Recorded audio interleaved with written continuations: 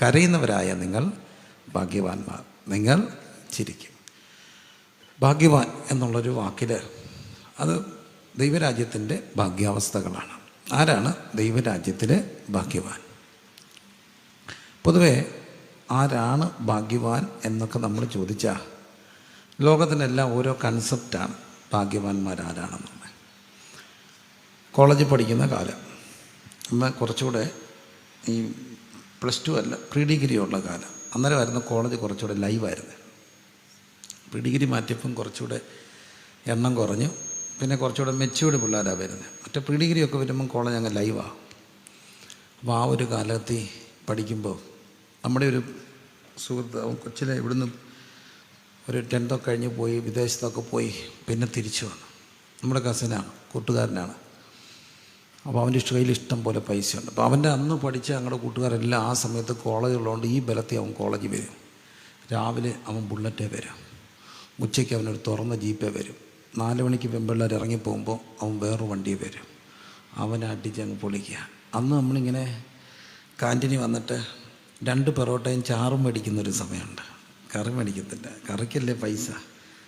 2 പൊറോട്ടയും ചാറും മേടിക്കുന്നൊരു സമയമുണ്ട്. അപ്പോൾ അങ്ങനെ ഇരിക്കുമ്പോൾ ഇവൻ കാൻറ്റീനിൽ വന്നിട്ട് എല്ലാവർക്കും പെപ്സിയും ബീഫ് ഓർഡർ എന്തൊക്കെ കഴിക്കണം, കാരണം അവൻ്റെ പൈസയുണ്ട്. ഇവനിങ്ങനെ അടിച്ച് പൊളിച്ചെല്ലാം. അപ്പം എൻ്റെ ഒരു കൂട്ടുകാരൻ എന്നൊക്കെ ഉണ്ട്, കാണാം ഭാഗ്യവാൻ, പൈസ ഉണ്ട്. തമ്പുരാൻ അവൻ്റെ തലയെ വരച്ചത് നമ്മുടെ എവിടെയെങ്കിലുമൊക്കെ വരച്ചായിരുന്നെങ്കിൽ നമ്മൾ രക്ഷപ്പെട്ട ഒത്തിരി. അവൻ്റെ തലയെ വരച്ചത് ആ സുഹൃത്ത് ഇന്നൊരു സുവിശേഷകനാണ്, അത് മറ്റൊരു കാര്യം. എന്നാലും ആരാണ് ഭാഗ്യവാൻ? നമ്മൾ സാധാരണ പറയും പണമുള്ളവരെന്താണ് ഭാഗ്യവാന്മാർ. പക്ഷെ പണം കൂടിപ്പോയാൽ പണമുള്ള പലർക്കും വേറെ നൊമ്പരങ്ങളാണ്. അവർ പലരും ഉറക്കമില്ല, അവർക്ക് പലരും പ്രശ്നങ്ങളാണ്. അത് മറ്റൊരു സത്യം. പണ്ടൊക്കെ പറഞ്ഞു ഒത്തിരി ആമ്പിള്ളേർ 3-4 ആമ്പിള്ളേരുണ്ടെങ്കിൽ നല്ല കായികപരമാണ്, ഭാഗ്യവാനാണ്. അത്ര ആമ്പിള്ളേരല്ലേ. പക്ഷേ ആമ്പിള്ളേർ പലരും വഴക്കും കേസും ഒക്കെ ആയപ്പം പറഞ്ഞു ദൈവമേ ആണ് വേണ്ടെന്ന് പറഞ്ഞു. അപ്പം പറഞ്ഞു പെണ്ണ് ആയാൽ പറഞ്ഞു 5-6 പെണ്ണ ഇനി എങ്ങനെ കെട്ടിക്കും. പക്ഷെ പെണ്ണെല്ലാം IELTS എഴുതി പോയപ്പം പറഞ്ഞു പെണ്ണ് പൊന്നാന്ന് പറഞ്ഞു. അപ്പോൾ എല്ലാം ഇങ്ങനെ മാറിക്കൊണ്ടിരിക്കുകയാണ്. ആരപ്പം ഭാഗ്യവാൻ? ആരാ ഭാഗ്യവാൻ? ആരാ ഭാഗ്യവാൻ എന്നുള്ളതാണ് വേദവസം പഠിപ്പിക്കുന്നു. ആരാണ് ഭാഗ്യവാൻ? അപ്പോൾ ഇവിടെ പറയുന്നു ദരിദ്രൻ ആരാണ് ഭാഗ്യവാൻ. ദാരിദ്ര്യം പൊതുവെ ദുഃഖകരമായൊരു സ്ഥാനതയാണ്. അത് തന്നെയല്ല, അതിനെ ആരും ഭാഗ്യാവസ്ഥയായിട്ട് കാണുന്നുമില്ല. പക്ഷേ ഇവിടെ ക്രിസ്തു പറയുന്ന വാക്കുകൾക്ക് ഭയങ്കര ചൈതന്യമുണ്ട്. ദരിദ്രൻ ആരോ അവൻ ആരാണ് ഭാഗ്യവാൻ. എന്തുകൊണ്ടെന്നാൽ നമ്മുടെ ദാരിദ്ര്യത്തിലാണ് നാം ക്രിസ്തുവിനെ കൂടുതലായിട്ട് അനുഭവിക്കാൻ കഴിയുക. അതുകൊണ്ടാണ് വേദപുസ്തകത്തിൽ യാക്കോബ് പുസ്തകം ഈ പ്രാർത്ഥനയെക്കുറിച്ച് പറയുന്നുണ്ട്, നിങ്ങളിൽ സന്തോഷം അനുഭവിക്കുന്നവർ പാട്ട് പാടട്ടെ, നിങ്ങളിൽ കഷ്ടം അനുഭവിക്കുന്നവൻ പ്രാർത്ഥിക്കട്ടെ. സത്യമാണ്. ആരാ പ്രാർത്ഥിക്കുന്നത്? കഷ്ടം അനുഭവിക്കുന്നവർ എന്തു ചെയ്യും? പ്രാർത്ഥിക്കും. സന്തോഷം അനുഭവിക്കുന്നവർ എന്തു ചെയ്യും? ഏത് പാട്ടാണ്? ഇപ്പം ഇവിടെ പാടിയ പാട്ടല്ല, അവർ പാടും പാലാപ്പള്ളി തിരുപ്പള്ളി അടിച്ചു പൊളിക്കും. ഏത് കല്യാണത്തിന് ചെന്നാലും എവിടെ ചെന്നാലും ഇപ്പം അത് കഴിയുമ്പം ഒരു റിസപ്ഷനിലുണ്ട് DJ ഡാൻസ് ഉണ്ട്. പിള്ളേരെല്ലാം കൂടെ കയറി അടിച്ച് തുള്ളിപ്പാടും. ഏത് പിള്ളേരെ പാടുക? സന്തോഷം അനുഭവിക്കുന്ന, ദുരിതങ്ങളില്ലാത്ത, ദുഃഖങ്ങളില്ലാത്ത, നല്ല സാമ്പത്തിക വീട്ടിലെ പിള്ളേരെന്ത് ചെയ്യും? പാട്ട് പാടും. പിള്ളേരെ പാട്ട് പാടിയാൽ കുഴപ്പമില്ല, അവർ തള്ളുക ചാടുകയൊക്കെ ചെയ്യും. പക്ഷേ 60 വയസ്സുള്ള അമ്മച്ചൂടെ കയറി തുള്ളുമ്പോൾ ഒരു സങ്കടം തോന്നും. അത്രയും വേണമെന്നൊരു ചെറിയ ചിന്ത. എന്നാലും പോട്ടെ, നിങ്ങളിൽ സന്തോഷം അനുഭവിക്കുന്നവരെന്ത് ചെയ്യട്ടെ? പാട്ട് പാട്ടെ. എന്നാലും പ്രാർത്ഥിക്കുന്ന എപ്പോഴാണ്? സത്യമായിട്ടും പ്രാർത്ഥിക്കുന്ന എപ്പോഴാണ്? കഷ്ടം അനുഭവിക്കുമ്പോഴാണ് നമ്മളെല്ലാവരും പ്രാർത്ഥിക്കുന്നവരാണ്. എന്നാലും നമുക്ക് പ്രാർത്ഥിക്കണം എന്ന് തോന്നുകയും കൂടുതൽ പ്രാർത്ഥിക്കുകയും ചെയ്യുന്ന എപ്പോഴാണ്? കഷ്ടത്തിലാണ്. അതല്ലേ സത്യം. സന്തോഷമുള്ളപ്പോൾ നമുക്ക് ഉറക്കം വരും. കർത്താവേ ക്ഷീണമാണ്, എല്ലാം നീ അറിയുന്നുണ്ട്. ആത്മാവ് ഒരുക്കമുള്ളതെങ്കിലും ജഡം ബലഹീനമാണ്. അതുകൊണ്ട് കർത്താവേ സ്തോത്രം ഹല്ലേലൂയ എന്ന് പറഞ്ഞ് നമ്മൾ ഉറങ്ങും. എന്നാൽ കഷ്ടം അനുഭവിക്കുമ്പോൾ ഉറക്കം ഇല്ലാതെ കിടക്കുമ്പോൾ നമ്മുടെ യാമങ്ങളെല്ലാം പ്രാർത്ഥന കൊണ്ട് നിറയും. അപ്പം വചനം സത്യമാണ്. അപ്പോൾ അത് നല്ലതാണ്. എന്തുകൊണ്ടെന്ന് വെച്ചാൽ എന്ത് പഠിച്ചു? പ്രാർത്ഥിക്കാൻ വേണ്ടി. അപ്പോൾ നമ്മളെ പ്രാർത്ഥിക്കാൻ പഠിപ്പിച്ചത് എന്താ? ആണെങ്കിൽ ഒന്ന് സ്തോത്രം ചെയ്തേ. നമ്മുടെ ജീവിതത്തിൻ്റെ പ്രതിസന്ധികളിലാണ് കൂടുതലായിട്ട് എന്ത് ചെയ്യാൻ പഠിച്ചത്? പ്രാർത്ഥന പഠിച്ചത്. തെറ്റാണോ? അല്ല. അത് നന്മയാണോ? നന്മയാണ്. അതുകൊണ്ടാണ് വേദവസം പറയുക, നിർണയപ്രകാരം വിളിക്കപ്പെട്ടവരുടെ ജീവിതത്തിൽ സംഭവിക്കുന്നതെല്ലാം നന്മയ്ക്കായിട്ട് മാറും. നമ്മൾ പ്രാർത്ഥിക്കാൻ പഠിച്ചു, ദൈവത്തെ അറിഞ്ഞു, കൂടുതലും പറഞ്ഞതെല്ലാം ഈ പ്രതിസന്ധികളിലാണ്. അതുകൊണ്ടാണ് വചനം പറയുന്നു, ദുഃഖിക്കുന്നവർ ഭാഗ്യവാന്മാരാണ്, ദരിദ്രൻ ഭാഗ്യവാന്മാരാണ്, കരയുന്നവർ ഭാഗ്യവാന്മാരാണ്. എന്തുകൊണ്ടാണ് ദരിദ്രരായ നിങ്ങൾ ഭാഗ്യവാൻ എന്ന് പറയുക? ദാരിദ്ര്യം ഭാഗ്യമല്ല എന്ന് നമുക്കറിയാം. പക്ഷേ വേദപുസ്തകത്തിൻ്റെ ഭാഗ്യാവസ്ഥയാണ് ദാരിദ്ര്യം. ദാരിദ്ര്യം എന്നൊരു വാക്ക് നമ്മൾ കേൾക്കുമ്പോൾ ഞാൻ ദിവസങ്ങളൊക്കെ ചിന്തിക്കുകയും കാണുകയും ചെയ്യുന്ന ഒരു കാര്യം. അവിടെ ഒരു വാക്ക് പറഞ്ഞിട്ടുണ്ട്, കരയുന്ന നിങ്ങൾ ആരാ? ഭാഗ്യവാന്മാരാ. കരയുന്നവരായ നിങ്ങൾ ഭാഗ്യവാൻ. എന്തെന്നാൽ നിങ്ങൾ എന്തു ചെയ്യും? ചിരിക്കും. ഈ മനുഷ്യർക്കൊക്കെ ഇന്ന് ഞാൻ ഈ ഭാഗമൊക്കെ പലപ്പോഴും ഓരോ ജീവിത സാഹചര്യങ്ങളിലും ഓരോരുത്തരെ കാണുകയൊക്കെ ചെയ്യുമ്പോഴാണ് ചിന്തിക്കുക. ചിരിക്കുകയും കരയുകയൊക്കെ ചെയ്യുന്ന മനുഷ്യരുടെ ജീവിത സാഹചര്യങ്ങൾ കൂടെ ഒക്കെ മനസ്സിലാക്കുമ്പോഴാണ്. എൻ്റെ ഒരു സുഹൃത്ത് വന്ന് ഒരു സംഭവം പറഞ്ഞു. ഞാൻ ഈ കഴിഞ്ഞ ദിവസം പ്രൊഫഷനിലൊക്കെ പങ്കുവച്ചിരുന്നു. ഞങ്ങളുടെ ഒരു നാട്ടിലെ ഒരു പയ്യൻ മരിച്ചുപോയി, കൊച്ചി ചെറുക്കനാ, ഡിഗ്രിക്ക് ഫൈനൽ ഇയറാണ്, മിടുക്കം പയ്യനാ. അവൻ വെള്ളത്തിൽ വീണ് മരിച്ചു. അങ്ങ് പഠിക്കാൻ പോയി സംഭവിച്ചൊരു കാര്യമാണ്. അപ്പം ഒരു മകനായിട്ടൊരു മോനേ ഉള്ളൂ. അപ്പോൾ എൻ്റെ ഒരു സുഹൃത്തിൻ്റെ ഏറ്റവും ഉറ്റ മിത്രമാണ് ഇദ്ദേഹം. അപ്പോൾ ആ സുഹൃത്ത് വന്നിട്ട് ഈ സംഭവങ്ങളെല്ലാം പറഞ്ഞു. അദ്ദേഹം പറഞ്ഞു, ഇദ്ദേഹത്തെ കൊണ്ടാണ് ഈ മനുഷ്യന്, ഈ സുഹൃത്താണ് ഇദ്ദേഹത്തെ കൊണ്ട് ഇതറിഞ്ഞപ്പം കൊണ്ടുപോകുന്നേ. ഇപ്പോൾ എടുക്കുമ്പോഴും പോസ്റ്റ്മോർട്ടം ചെയ്യുമ്പോഴും എല്ലാം എൻ്റെ സുഹൃത്ത് ഇദ്ദേഹത്തിനോടൊപ്പമുണ്ട്. ഒറ്റപ്പോള് ഒരു തുള്ളി കണ്ണീര് പൊഴിച്ചില്ല. അപ്പം കണ്ടവരും അറിയാവുന്നവരെല്ലാം പറഞ്ഞ് അവനെ എങ്ങനെ കരയിപ്പിക്കുക. കുറച്ച് കരഞ്ഞാൽ ചിലപ്പോൾ അവനങ്ങ് ഫ്രീ ആവും, അല്ലെങ്കിൽ ഇങ്ങനെ നിൽക്കുക. അപ്പോൾ അദ്ദേഹം എന്ത് പറഞ്ഞു, രാത്രിയിലൊരു ഡൗട്ട്, ഇവനെവിടെ ചെന്നപ്പോൾ ഒരു കലങ്ങിയിരിക്കുക. അപ്പം സംശയം തോന്നി, എടാ കയറിപ്പാ. ഇല്ല, ഞാൻ പോകുന്നില്ല, ഞാൻ ഇവിടെ ഇരിക്കുക. പിന്നെ പുള്ളി നിർബന്ധിച്ച് വിളിച്ചവൻ പറഞ്ഞു, നീയൂടെ എൻ്റെ കൂടെ വരാമെങ്കിൽ ഞാൻ പോകാം. അങ്ങനെ ആ സുഹൃത്ത് വിളിച്ചുകൊണ്ട് വേറെ സുഹൃത്തിൻ്റെ വീട്ടിൽ പോയി കൂട്ടത്തിൽ കിടത്തി. അന്ന് കിടത്തിയില്ലായിരുന്നു, ഞാൻ കലിങ്ങെന്നെടുത്ത് ആറ്റിച്ചാടിയനെ. കരയുന്നില്ല. അപ്പം കുറേ ദിവസം കഴിഞ്ഞിട്ടും കരയാഞ്ഞപ്പോൾ, നീ എന്നാ കരയാത്തെന്ന് ചോദിച്ചപ്പം പറഞ്ഞു, ഒരു വലിയൊരു സാമ്പത്തിക പ്രതിസന്ധി കൂടെ പോയി ഈ കുടുംബം. സാമ്പത്തിക പ്രതിസന്ധി കൂടെ പോയപ്പോൾ ഈ കടം കൊടുക്കാൻ മേടിച്ചവരെ കൊടുക്കാത്തപ്പം വീടിൻ്റെ മുറ്റത്ത് വന്ന് ചെറിയ പ്രശ്നം ഉണ്ടാക്കി. കേൾക്കത്തില്ലേ? കേൾക്കാം. ചെറിയ പ്രശ്നം ഉണ്ടാക്കിയപ്പം ഈ അപ്പം കരഞ്ഞപ്പം മോൻ കയ്യെ പിടിച്ച് പറഞ്ഞു, അപ്പം കരയല്ലേ, ഈ വർഷം കോഴ്സ് തീർന്നാൽ അടുത്ത വർഷം ജോലി കിട്ടും, ഒറ്റ വർഷം കൊണ്ട് കടം വിടും, അപ്പം കരയല്ലേ. അപ്പം മോനോടപ്പം പറഞ്ഞു, ഇനിയും കരയത്തില്ലെന്ന്. ചത്ത് കിടക്കുന്ന മോൻ്റെ മുമ്പിൽ കരയാതെ നിൽക്കുക അപ്പൻ. കാരണം അവനോട് വാക്ക് പറഞ്ഞു, ഇനി എന്ത് ചെയ്യത്തില്ല, കരയത്തില്ല. അപ്പോൾ മനുഷ്യർക്കൊന്ന് കരയാൻ പോലും കഴിയാത്ത മനുഷ്യർ, എന്തൊരു ദുഃഖമാണത്. കരഞ്ഞായിരുന്നേ ആ മനുഷ്യൻ ഒന്ന് ഫ്രീ ആയേനെ. പക്ഷേ കരയാൻ പോലും കഴിയാത്ത മനുഷ്യ ലോകത്താണ് നമ്മൾ ജീവിക്കുക.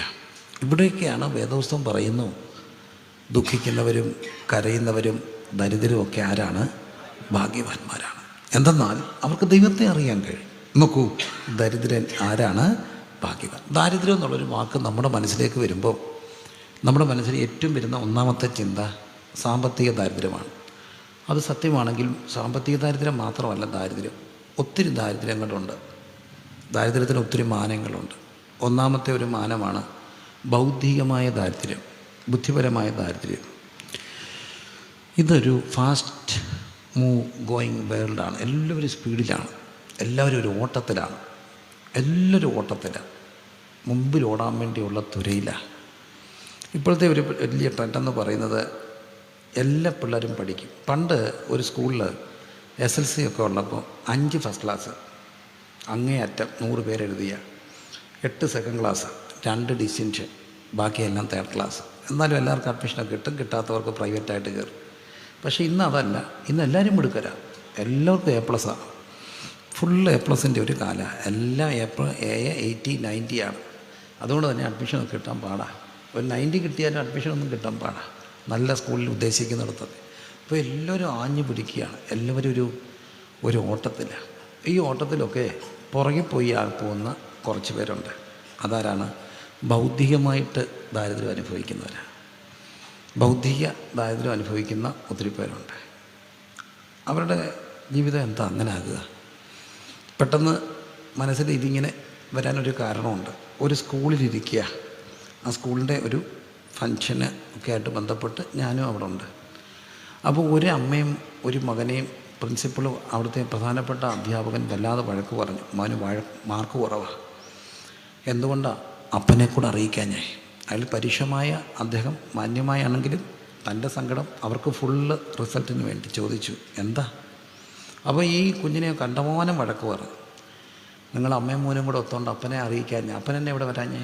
അപ്പം വന്ന വിവരം അറിയും, അമ്മ അറിയിക്കാൻ ഞാൻ. അപ്പോൾ ഇതെല്ലാം കേട്ടിട്ട് ഈ അമ്മ അങ്ങ് ഉരുകി ഇങ്ങിട്ടിരിക്കുക. ഇതെല്ലാം കഴിഞ്ഞ് ഇറങ്ങി വരുമ്പോൾ ഈ അമ്മ നടന്ന് അങ്ങ് കയറിപ്പോയി. ഞാൻ എൻ്റെ പുറകെ വണ്ടിയെ കയറി വന്നപ്പോൾ ഈ അമ്മ എൻ്റെ വണ്ടി തടഞ്ഞു. ഒരു സമുദായ ഓർത്തഡോക്സ് പശ്ചാത്തലത്തിലുള്ള ഒരു അമ്മയാണ്. അവരെൻ്റെ വണ്ടി തടഞ്ഞു. പാസ്റ്ററല്ലേ? ആണ്. ഇങ്ങോട്ടിറങ്ങാൻ ഞാൻ അറിയാതെ ഇറങ്ങിപ്പോയി. ഉപദേശിയല്ലേ, പറഞ്ഞിട്ട് പോയാൽ മതി. ഞാൻ ചോദിച്ചാൽ എന്താ? ബുദ്ധി കുറഞ്ഞ ഒരു കൊച്ചിനെ പ്രസവിച്ചത് എൻ്റെ കുറ്റമാണ് പറഞ്ഞിട്ട് പിന്നെ ചോദിച്ചില്ലേ അപ്പനെ എന്നാ കൊണ്ടുവരാഞ്ഞത്. ഇപ്പോൾ അപ്പനെ കൊണ്ടുവരാൻ ഇത് കേൾക്കുമ്പോൾ ഇവിടെ ഇട്ട് അവനെ ഒറ്റയടിക്ക് താടിയിട്ട് തടയാൻ ചെന്നാൽ എനിക്കും കിട്ടിയേനെ. സാറന്മാരാരെങ്കിലും കയറി പിടിച്ച എല്ലാത്തിനും തൂക്കിയെടുത്ത് എറിഞ്ഞേനെ. അതാണ് അപ്പൻ. കൊണ്ടുവരാനൊക്കെ പോകും. അതുകൊണ്ട് പലപ്പോഴും ഇതൊന്നും അപ്പനോട് എന്ത് ചെയ്യാറില്ല, പറയാറില്ല. അപ്പം അമ്മ ചോദിച്ചൊരു ചോദ്യം, ബുദ്ധി കുറഞ്ഞ കൊച്ചനെ പെറ്റത് എൻ്റെ കുറ്റമാണോ? ആണോ? എൻ്റെ ഒരു കുഞ്ഞിന് ഇച്ചിരി പ്രയാസം വന്നപ്പം എന്നോട് മൂത്ത കുഞ്ഞ് പറഞ്ഞിട്ട് കാര്യമില്ല, മാനുഫാക്ചറിങ് ഡിഫക്റ്റാണ്. അപ്പം സത്യത്തിൽ കൊച്ചെന്തോ വേണം. ഞാൻ ഏറ്റവും കൂടുതൽ പല പിള്ളേരും അടി മേടിച്ചിരിക്കുന്നത് എന്തിനാണെന്ന് ചോദിച്ചാൽ tan theta, sine theta, cos തീറ്റ.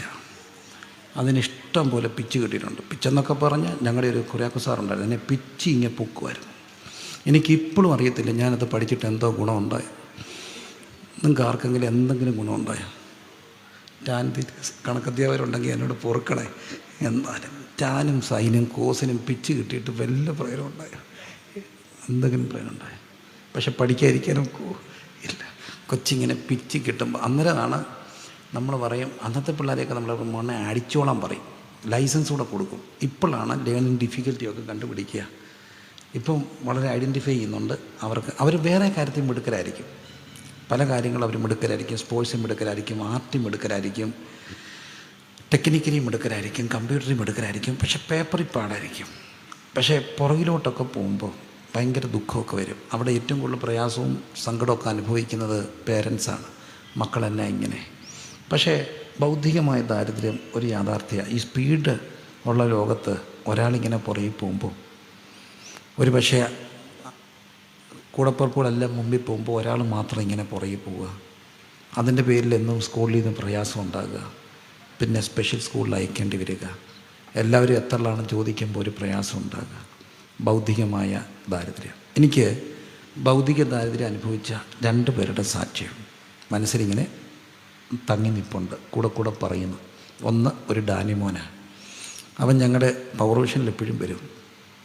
നല്ല ഡ്രമ്മറാണ്, ഒരു കർത്തദാസിൻ്റെ മോനാണ്. അപ്പം ഡാനി 10 കഷ്ടിച്ച് ജയിച്ച് +1 കയറി. +1 കയറിയപ്പോഴാണ് അവന് മനസ്സിലായത് ഒന്നും മനസ്സിലാകുന്നില്ല. അവന് മനസ്സിലായില്ല. ഒന്നും മനസ്സിലാകാഞ്ഞപ്പോൾ അവൻ അമ്മയോട് പറഞ്ഞു, എന്നും ടീച്ചറുടെ വായിരിക്കുന്ന കേൾക്കണം, എനിക്കൊന്നും മനസ്സിലാകുന്നില്ല, ഞാൻ പോകുന്നില്ല. അവൻ പഠിത്തം നിർത്തി. ഒരു അമ്മ കുറേ പുഷ് ചെയ്തിട്ട് അവൻ പോയില്ല. അവന് ഫോട്ടോസ്റ്റാറ്റ് കടയിൽ പണി പഠിക്കാൻ നിന്നു. മഹാരാജാസ് കോളേജിൻ്റെ അടുത്തുവഴിയൊക്കെ പോകുമ്പോൾ ആ കോളേജിൽ നിന്ന് പിള്ളേരെ കയറി ഇറങ്ങുകയും ചെയ്യുമ്പോൾ അവനൊരു പാസ്റ്റർ മോനാണ്. അവൻ ദൈവത്തോട് ചോദിച്ചു, ബുദ്ധി ഉണ്ടായിരുന്ന ഞാൻ പഠിക്കത്തില്ലേ? ഞാൻ പഠിച്ചാൽ ഞാനും കോളേജിൽ വരത്തില്ലേ? അവൻ്റെ അമ്മ പുസ്തകം എല്ലാം അടുക്കി വെച്ചിട്ട് അവത്തെ നോക്കിയിരുന്ന് കരയാൻ തുടങ്ങി. എൻ്റെ കുഞ്ഞിന് ബുദ്ധി കിട്ടിയിരുന്നെങ്കിൽ. പക്ഷെ ഒരു ദിവസം അവൻ 2-3 മാസത്തെ ഗ്യാപ്പിൽ അമ്മയോട് പറഞ്ഞു, ഞാൻ സ്കൂളിൽ പോകാം. എങ്ങനെയൊക്കെ അത് അറേഞ്ച് ചെയ്ത് അവൻ സ്കൂളിൽ പോയി. കഷ്ടിച്ച് +2 പാസ്സായി, ഡിഗ്രി പാസ്സായി, MAക്ക് റാങ്ക് പാസ്സായി, MSW പാസ്സായി, തിയോളജി എടുത്തു. ഇന്ന് ഗാന്ധി യൂണിവേഴ്സിറ്റിയിൽ ഹിസ്റ്ററിയിൽ PhD ഫൈനൽ ഇയർ തീരാറായി, ഏകദേശം തീരാറായി. ഡാനിയോട് ചോദിച്ചാൽ ഡാനി പറയും, 11ൽ പഠിത്തം നിർത്തിയപ്പോൾ അമ്മ പുസ്തകക്കെട്ടെടുത്ത് കരഞ്ഞപ്പോൾ എൻ്റെ ബൗദ്ധികമായ ദാരിദ്ര്യത്തിൽ ഇറങ്ങി വന്ന ഒരു ദൈവമുണ്ട്. ബുദ്ധിപരമായ ദാരിദ്ര്യം ചെറിയൊരു കാര്യമല്ല. മക്കളൊക്കെ ഇങ്ങനെ പുറകിൽ പോകുമ്പോൾ ഏതൊരപ്പനും അമ്മയ്ക്കും അത് സങ്കടമാണ്. അപ്പം ദൈവത്തിൻ്റെ പ്രത്യേകത, അവൻ ദരിദ്രൻ്റെ കൂടിങ്ങനെ നടക്കുന്ന ദൈവമാണ്. ഡാനി സാക്ഷ്യം പറയും. 11 പഠിത്തം നിർത്തിയ ഡാനിയെ ഇന്ന് PhD കാരനാക്കിയത് ദൈവത്തിൻ്റെ കരുണയാണ്. ചെറുപ്പക്കാർ ഒരു സാറുണ്ട്, സാറിൻ്റെ അനുവാദത്തോടെ സാക്ഷ്യം പറയുക. 8ാം ക്ലാസ്സിൽ പഠിത്തം നിർത്തി. കാരണം നിർത്തേണ്ട വന്നു. എല്ലാ വിഷയത്തിനും തോറ്റു. കെമിസ്ട്രിക്ക് കിട്ടിയത് 1 മാർക്ക്.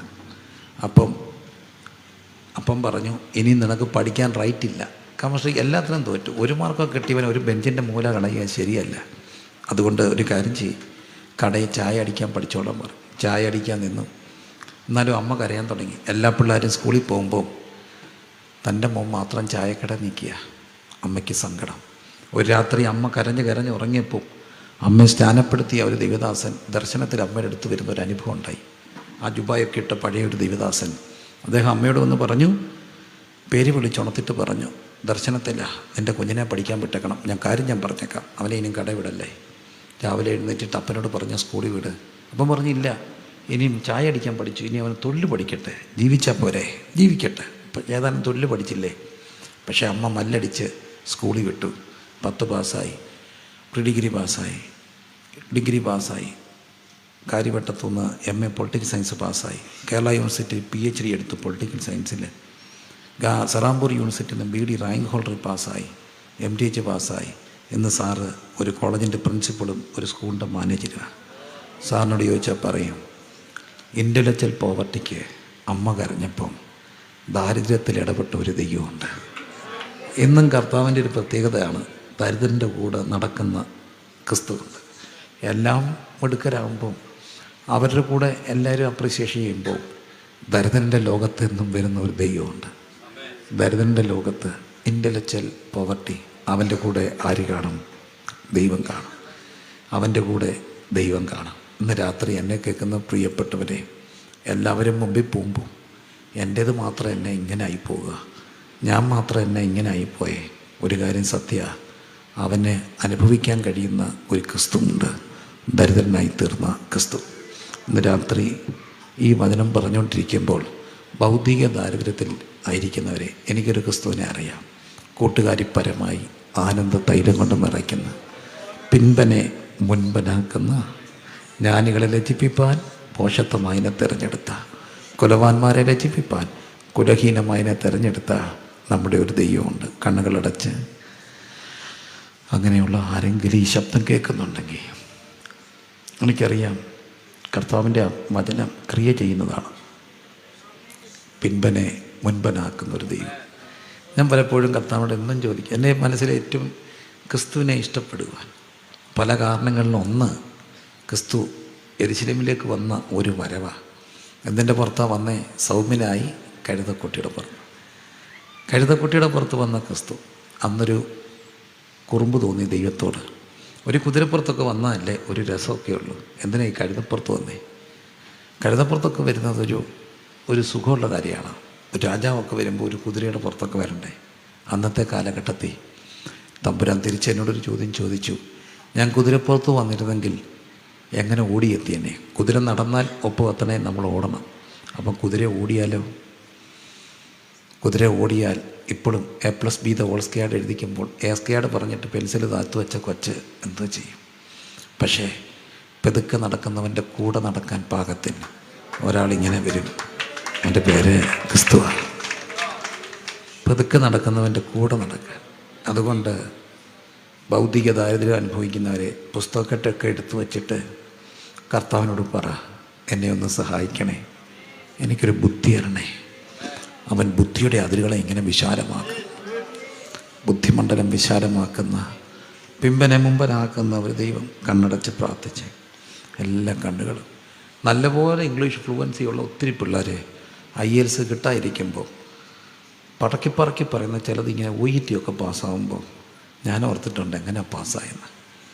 ഒരു കാര്യമേ ഉള്ളൂ, അവർ പറയും ഇത് യഹോവയാൽ സംഭവിച്ചു, മനുഷ്യരുടെ ദൃഷ്ടിയിൽ ആശ്ചര്യമായിരിക്കും. കാരണം ദൈവത്തിന് എന്തെങ്കിലുമൊക്കെ ഒരു നീതി വേണ്ടേ?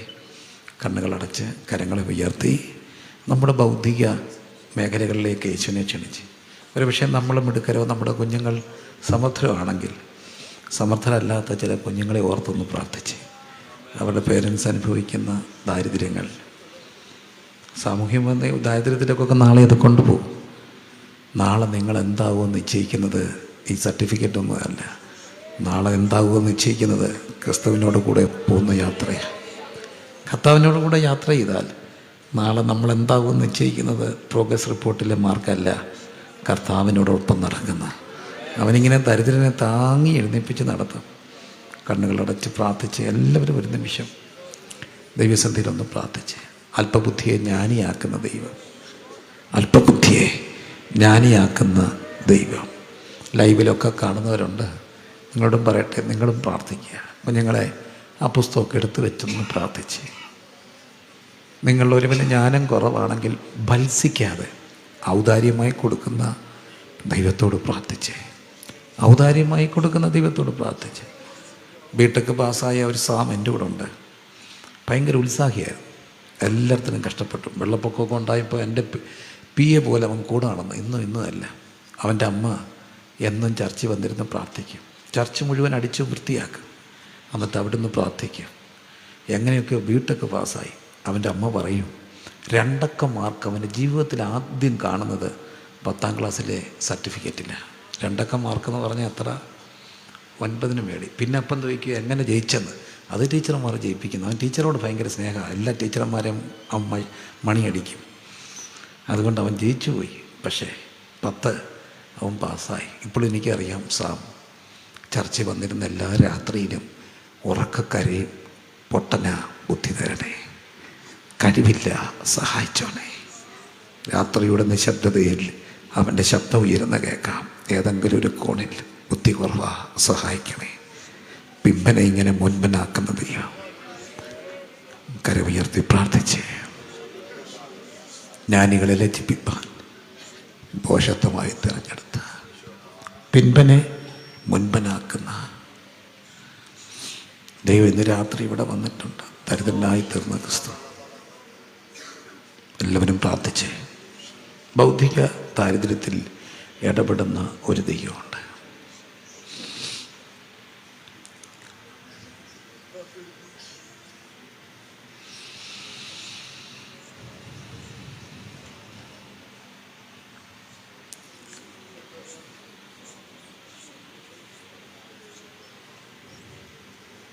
അരക്കാശിന് മുതലില്ലാതെ തലചായ്പാനും സ്ഥലമില്ലാതെ, അരക്കാശിന് മുതലില്ലാതെ തലചായ്പാനും സ്ഥലമില്ലാതെ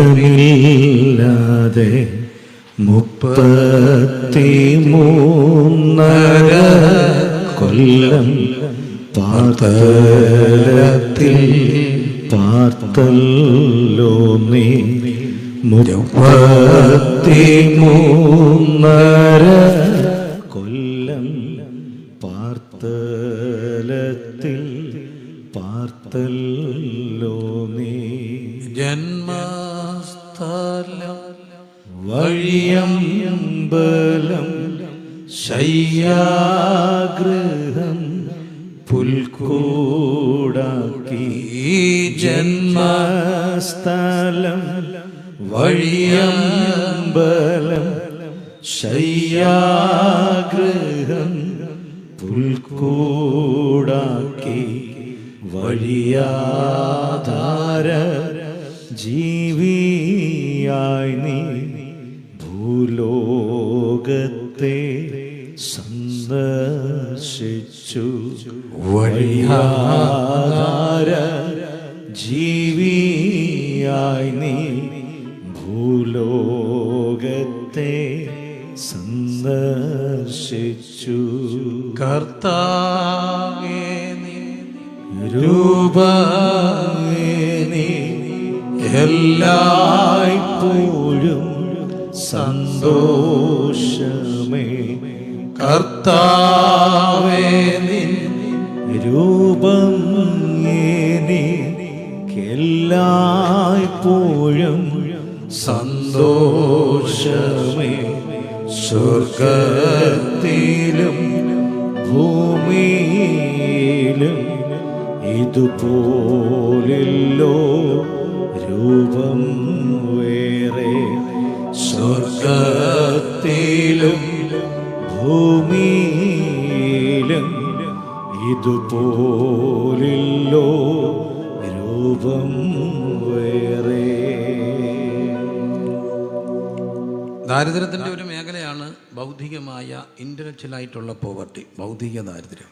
അതനുഭവിക്കുന്ന ഒത്തിരി മക്കൾ, അതിൻ്റെ പേരിൽ നിന്ദിക്കപ്പെട്ട് പോകുന്ന പ്രിയപ്പെട്ടവർ, പുറകിലായി പോകുന്ന മക്കളുടെ വ്യഥകൾ, ഈ വ്യഥകളെല്ലാം അറിയുന്ന ഒരുവനുണ്ട്. അതുകൊണ്ട് നിങ്ങളിലൊരുവന് ജ്ഞാനം കുറവാണെങ്കിൽ ഭത്സിക്കരുത്. ഔദാര്യമായി കൊടുക്കുന്ന ദൈവത്തോട് ചോദിക്കട്ടെ. ഔദാര്യമായി കൊടുക്കുന്ന ദൈവത്തോട് ചോദിക്കട്ടെ. എങ്ങനെ ചോദിക്കണം? സംശയിക്കാതെ ചോദിക്കണം. കരമുയർത്തി ചോദിച്ച്, കരമുയർത്തി ചോദിച്ച്, കരമുയർത്തി ചോദിച്ച്, നമുക്ക് വേണ്ടി മാത്രം. ഒരുപക്ഷെ മക്കളോ കൊച്ചുമക്കളോ കൂടപ്പിറപ്പുകളോ ഒക്കെ ഇങ്ങനെ പുറകിലാണെങ്കിൽ ആ കർത്താവ് നമ്മുടെ കൂടെ ഉണ്ട്. Intellectual poverty. രണ്ടാമത്തെ ഒരു ദാരിദ്ര്യമാണ് മെൻ്റൽ പോവർട്ടി, മാനസികമായ ദാരിദ്ര്യം. മാനസികമായ ദാരിദ്ര്യം അനുഭവിക്കുന്ന ഒത്തിരി പേര് നമ്മുടെ ചുറ്റുമുണ്ട്. നിങ്ങൾക്കറിയോ, ഡോക്ടർ കരുൺ ഒരു ദിവസം എന്നോട് പറഞ്ഞൊരു കാര്യമാണ്. എന്നെ വിളിച്ചിട്ട് പറഞ്ഞു, എന്താണ് ഇവർക്കെല്ലാം സംഭവിക്കുക? തൻ്റെ OP-യിൽ ഒരു ദിവസം വന്നതിൽ ഏറ്റവും ഭൂരിപക്ഷം അല്ലേ ഡിപ്രഷനായിട്ടാണ് വന്നത്. അതിഭൂരിപക്ഷം ചെറുപ്പക്കാരാണ്. ശരിയല്ലേ? എന്നെ വിളിച്ച് ഡിപ്രഷനായിട്ട് വരികയാണ്. അത് ഏറെ കയറിയും ചെറുപ്പക്കാരായിരുന്നു. എന്താ ഇവർക്കെല്ലാം പറ്റുക? ഈ പിള്ളേർക്കെല്ലാം എന്താ പറ്റുക? എന്തുകൊണ്ടാണ് ഇവിടെ ലഹരിയുടെ ഉപയോഗം കൂടുക? 500 കോടി അടുത്തൊക്കെ ലഹരി പിടിച്ചത് അത്രയുമാണെങ്കിൽ അതിൻ്റെ ഒരു 50 ഇരട്ടി പിടിക്കപ്പെടാതെ ഈ സാധനം വരുന്നത്. ഡിമാൻഡ് ഉള്ളപ്പോഴേ സപ്ലൈ ഉണ്ടാകത്തുള്ളൂ അല്ലേ? എന്തുകൊണ്ടാണ് ഈ ഡിമാൻഡ് കൂടുന്നേ? എന്തുകൊണ്ടാണ് ഇവിടെ ഇത്രയും ഡിമാൻഡ്? ഈ ഡിമാൻഡ് കൂടുതലും പിള്ളേരുടെ ഇടയിൽ. എന്തിനാണ് ഈ പിള്ളേർ ന്യായീകരണം ഉപയോഗിക്കുന്നത്? പ്രധാനപ്പെട്ട കാരണം അവർക്ക് സ്ട്രെസ്സ് വയ്യ. ടെൻഷൻ അടിക്കുമ്പം കൂട്ടുകാർ പറയും, ഈ സാധനം ഒന്ന് പിടിച്ചാൽ മതി. ഞാൻ കണ്ടിട്ടുണ്ട്, ഈ പരീക്ഷയെല്ലാം പഠിക്കും. ഉയ്യോ, പരീക്ഷയുടെ തലേന്ന് ഓരോ പിള്ളേർ കാണിക്കുന്ന കോപ്രായം എന്തുവാ കാണിക്കുക? ചുരുണ്ടു പോകുന്ന പിള്ളേരുടെ വിരലൊക്കെ ഞാൻ തിരുമി നിവർത്ത് കൊണ്ട കയറ്റിയിരുത്തിയിട്ടുണ്ട്. എന്താ ഇവർക്ക് പറ്റുക? എല്ലാം ഇങ്ങനെ അങ്ങോട്ട് ചുരുണ്ട അട്ട ചുരുളുന്നുണ്ട് ഈ പിള്ളേരൊക്കെ ചുരുളും. പ്രത്യേകിച്ച് സയൻസ് സബ്ജക്റ്റ്. എന്താ ഇവർക്ക് പറ്റുന്നേ? ഒന്നിനെയും ഫേസ് ചെയ്യാൻ വയ്യ. എല്ലാം ഡിപ്രഷൻ്റെ ലോകത്തേക്ക് പോവുക. എല്ലാത്തിൻ്റെ പേര് എന്തും അവരെ ഡിപ്രഷനാക്കും. ഫോൺ കിട്ടിയാലും ഡിപ്രഷൻ, കളഞ്ഞു പോയാലും കിട്ടും. ഒരു ഫോൺ നല്ലത് കളഞ്ഞു പോയപ്പോൾ ഒരു പെങ്കൊച്ച് എന്നെ വിളിച്ചിട്ട് പറഞ്ഞു, ദൈവം ഉണ്ടോയെന്ന്. ഞാൻ ചോദിച്ചു, എന്നാ കാര്യം? എൻ്റെ ഫോൺ പോയെന്ന്. ആ ഞാൻ ചോദിച്ചു, ഫോൺ നിന്നോട് അതുപോലും ഇങ്ങനെ നിൽക്കുകയാണ്. ഫോൺ പോയത് കുറ്റം, ഫോൺ കിട്ടിയാൽ കുറ്റം. അപ്പം ഒന്നും സഹിക്കാൻ വയ്യാത്ത ഒരു കാലമാണ്. ഈ പ്രശ്നത്തിലാണ് പിശാച് ഉപയോഗിക്കുന്നത് ലഹരി. നിങ്ങൾക്ക് മെൻ്റൽ സ്റ്റാമിന കിട്ടും, നിങ്ങളുടെ പ്രശ്നങ്ങൾ മാറത്തില്ല. നാളെ ഇതില്ലാതെ വരുമ്പോൾ താൽക്കാലികമായി ഒരു വ്യത്യാസം ഉണ്ടാകും എന്നുള്ളത് നിഷേധാത്മകനാവാത്ത സത്യം അല്ലേ? ഒരു ബൂസ്റ്റിംഗ് ഉണ്ടാകും. കാരണം ഇത് കൊടുക്കുമ്പോൾ കുറച്ചുകൂടെ കരൺ സാറൊക്കെ പറയും, ഡോപ്പാമൈൻ എന്ന് പറയുന്ന ഒരു ഹോർമോണൊക്കെ ഒന്ന് സ്റ്റിർ ചെയ്യുമ്പോൾ അവർക്കൊരു ഊർജ്ജമൊക്കെ കിട്ടും. 2 ദിവസം കഴിയുമ്പം കാണാം ഉച്ചയും കുത്തി താഴെ കിടക്കുക. അപ്പോൾ മനുഷ്യരെല്ലാം ഇങ്ങനെ ഡിപ്രഷൻ്റെ ലോകത്തേക്ക് പോവുകയാണ്. പിള്ളേരെല്ലാം ഒത്തിരി പേർക്ക് ഡിപ്രഷനാണ്. മെഡിസിൻ അടിക്കുന്ന ഒത്തിരി പേര്, ആങ്സൈറ്റി ഡിസോർഡറായിട്ടുള്ള ഒത്തിരി പേര്. ഒരു കാര്യം മിടുക്കരാണ്, എന്തോ സ്മാർട്ടാണ്. ഞാൻ കഴിഞ്ഞ ദിവസം ഒരു 10-100 പിള്ളേരുമായിട്ട് വർത്തമാനം പറഞ്ഞു. വെറുതെ ഇരുന്ന് വർത്തമാനം പറഞ്ഞു ഒരു 4 മണിക്കൂർ. എനിക്ക് ഭയങ്കര ഒരു ഐ ഓപ്പണിങ് എക്സ്പീരിയൻസ് ആയിരുന്നു. കസേരയിട്ടു വട്ടത്തിരുന്ന് കൊച്ചൊരു മൈക്ക് വെച്ച് ചുമ്മാ കാശ്വരി വർത്തമാനം പറയാം. വർത്തമാനം പറഞ്ഞ് ചോദ്യം ചോദിച്ചു. ബുദ്ധിമുട്ടുണ്ടെങ്കിൽ എഴുതി തന്നോ, പേര് വെക്കാതെ എഴുതി തന്നോ, അറിയാമെന്നൊക്കെ പറയാം. അത്ഭുതപ്പെടുത്തിപ്പോയി. ആത്മഹത്യ ചെയ്യാതിരിക്കാൻ എന്താ വഴി? എപ്പോഴും ചാകണം തോന്നുക, കൂടുതൽ പ്രശ്നം ചാകണം തോന്നുന്നു. അപ്പം ഞാൻ പറഞ്ഞു, ഈ കുട്ടികളെ എന്നെ ഒന്ന് കണ്ടാൽ എനിക്ക് സന്തോഷമാണ്. കണ്ടപ്പോഴൊക്കെ എന്തോ സൗന്ദര്യമുള്ള മക്കൾ, എന്തിനാ ഇവർ ചാകാൻ തുടങ്ങിയിരിക്കുന്നത്? എന്തും ഇവരെ മരിക്കാൻ തോന്നിക്കും. ഭയങ്കര സീരിയസ് ആയിട്ടുള്ള പ്രശ്നമാണ്. ചില പിള്ളേർ എന്തിനാ മരിക്കുക? ആ പിള്ളേർ പോലും പ്രേമം പൊട്ടിയാൽ ചാകും. അപ്പം ഞാൻ പ്രേമം പൊട്ടി ചാകാൻ തുടങ്ങിയ പിള്ളേർ പറഞ്ഞു, ബസ്സിന് കാത്തിരിക്കുന്ന പോലാണ് പ്രേമം പൊട്ടിയ. ഒരു വണ്ടിയിൽ നിന്ന് ഇറങ്ങിയാൽ അടുത്ത വണ്ടി വരും മക്കളെ. ചുമ്മാ കുറച്ച് നേരം നിൽക്കുക, എല്ലാ വണ്ടിക്കും കൈ കാണിക്കുക. ഒരു കാര്യം ഉറപ്പാണ്, ഏതെങ്കിലും ഒരു വണ്ടി എന്ത് ചെയ്യും, നിർത്തും. ആ വണ്ടിയെ നീ അങ്ങ് കയറിപ്പോണം. അതിൻ്റെ പേര് ചാകാൻ പോയ കൊച്ചു വരെ ചിരിച്ചു, അവർക്ക് സന്തോഷമായി. അപ്പോൾ ഇതിൻ്റെ പേരിലൊക്കെ പിള്ളേർ ചാകുക. എന്തിനാ ഇങ്ങനെ മരിക്കുക? എന്തിനാ ഇങ്ങനെ ചാകാൻ തുടങ്ങുക? ഒറ്റ കാര്യമാണ്, ഇവർക്ക് സ്ട്രെസ്സ് താങ്ങാൻ വയ്യ. അത് ഭയങ്കര ഒരു പ്രശ്നമാണ്. ആ പ്രശ്നമുള്ള ഒത്തിരി അമ്മമാരുണ്ട്. അവർക്ക് ഈ ആങ്സൈറ്റി അങ്ങോട്ട് വരുമ്പോഴത്തേനും ഒരു കൊട്ടത്തി ഇങ്ങനെയുള്ള പിള്ളേരെ എല്ലാം പരിശോധിച്ചോണം. 99% അമ്മയുടെ ആങ്സൈറ്റിയാണ് ഇവർക്ക് കിട്ടിയേക്കുന്നത്. അമ്മ തീ വാരിയിടുമെങ്കിൽ മുഖയുടെ മണ്ടയിൽ തലയിൽ കൂടെ തീയിടും. മിക്കവാറും അമ്മ വഴിക്കാണ് ഈ സാധനം കയറി വരിക. അമ്മയ്ക്കാതി, കൊച്ചിന് മഹാവ്യാധി. ചോദിച്ചാൽ അറിയാം, പലതും ആ റൂട്ടിലാണ്. ഇതൊക്കെ ജനറ്റിക്കലി ചിലപ്പം വരാം. അപ്പോഴത്തേനും നമ്മളങ്ങ് മെൻ്റലി ഡിസോർഡറായിപ്പോൾ വയ്യ, ഒന്നും വയ്യ. പക്ഷെ ഒരു കാര്യം എനിക്കറിയാം, ഈ മാനസികമായിട്ട് അങ്ങോട്ട് ഡൗൺ ആകുമ്പോഴാണ് കർത്താവ് നമ്മളെ ശക്തീകരിക്കുന്നത്. മാനസികമായ ദാരിദ്ര്യം ഇതെല്ലാവർക്കും ഉണ്ട്. ഇതൊരു ചിലപ്പോൾ ഒരു പോരാട്ടമാണ്, ആരും പറയത്തില്ലെന്നുള്ളൂ. എല്ലാവർക്കും ഈ പ്രശ്നങ്ങളിലൂടെ കടന്നു പോകാം. ഞാനൊരിക്കൽ ഒരു ഭയത്തിൽ കൂടെ കടന്നുപോയി. അതൊരു ഭയങ്കര രാത്രിയായിരുന്നു. പോരാട്ടം ഇങ്ങനെ മുന്നിൽ നിന്ന ഒരു രാത്രി. വിറച്ചു. എന്തിനാന്ന് ചോദിച്ചാൽ എനിക്കും അറിയത്തില്ല. പ്രളയമൊക്കെ കഴിഞ്ഞൊരു സമയം. പ്രളയത്തിലൊക്കെ നമ്മുടെ ഈ ജോൺസൺ ടീമൊക്കെ എൻ്റെ കൂടെ പലപ്പോഴും ഉണ്ടായിരുന്നു. എന്നാലും പ്രളയം കഴിഞ്ഞ് ഒരു വല്ലാത്ത ഭയം കയറി. ഒരു രാത്രി അതെന്നെ ഇങ്ങനെ ഹോൾഡ് ചെയ്ത് ടോർച്ചർ ചെയ്ത് എന്നെ അങ്ങ് ഒതുക്കി. അതിൻ്റെ ഭീകരത ഞാൻ അറിഞ്ഞു. ഞാൻ തന്നെ ഹോളിൽ പോയി കിടന്നു. കുറച്ച് കഴിഞ്ഞപ്പോൾ എനിക്ക് പേടിയായി. ആരോടെങ്കിലും പറയാനൊക്കെ കുറുന്തോട്ടിക്ക് വാദം പിടിച്ചാൽ എന്തോ ചെയ്യും? ആരോടെ പറയുക? പേടിയാണ്. എന്നാലും എൻ്റെ ഒരു സുഹൃത്തിനെ വിളിച്ചു, കൂടെ വന്നിരിക്കാം. കുറേ നേരം വന്ന് രാത്രി 4 മണി വരെ ആ മനുഷ്യൻ ഇരുന്ന് എൻ്റെ കൂടെ പ്രാർത്ഥിച്ചുകൊണ്ടിരുന്നു. വെളുപ്പിന് അദ്ദേഹം പോയി. ഞാൻ ആ വെളുപ്പിനെയാണ് ഒന്ന് കണ്ണടയ്ക്കുക. കണ്ണടച്ച് ഇച്ചിരി കഴിഞ്ഞപ്പോൾ നേരം വെളുക്കാറായപ്പം എൻ്റെ ഭാര്യ എന്നെ ഒന്ന് വിളിച്ച് വന്നേ, ഒരാൾ വീട്ടിൽ വന്നു.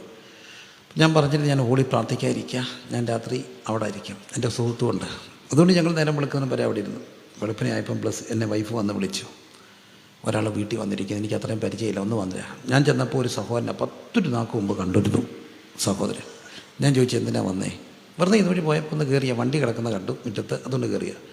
അല്ല, എന്നാലും ഇത്ര പരവര ഒന്നുമില്ല എന്നൊക്കെ പറഞ്ഞിട്ട് അദ്ദേഹം പറഞ്ഞു, എന്നാൽ പ്രാർത്ഥിക്കാം, ഞാൻ പൊക്കോട്ടെ. പ്രാർത്ഥിക്കാൻ തുടങ്ങാൻ നേരത്തെ അദ്ദേഹം എന്നോട് ചോദിച്ചു, ഇന്നലെ രാത്രി ദേവദാസം പേടിച്ചു, ഭയപ്പെട്ടു? ഞാൻ പറഞ്ഞു, എന്താ കാര്യം? ഭയപ്പെട്ടോന്നോ? ചുരുണ്ടുപോയി.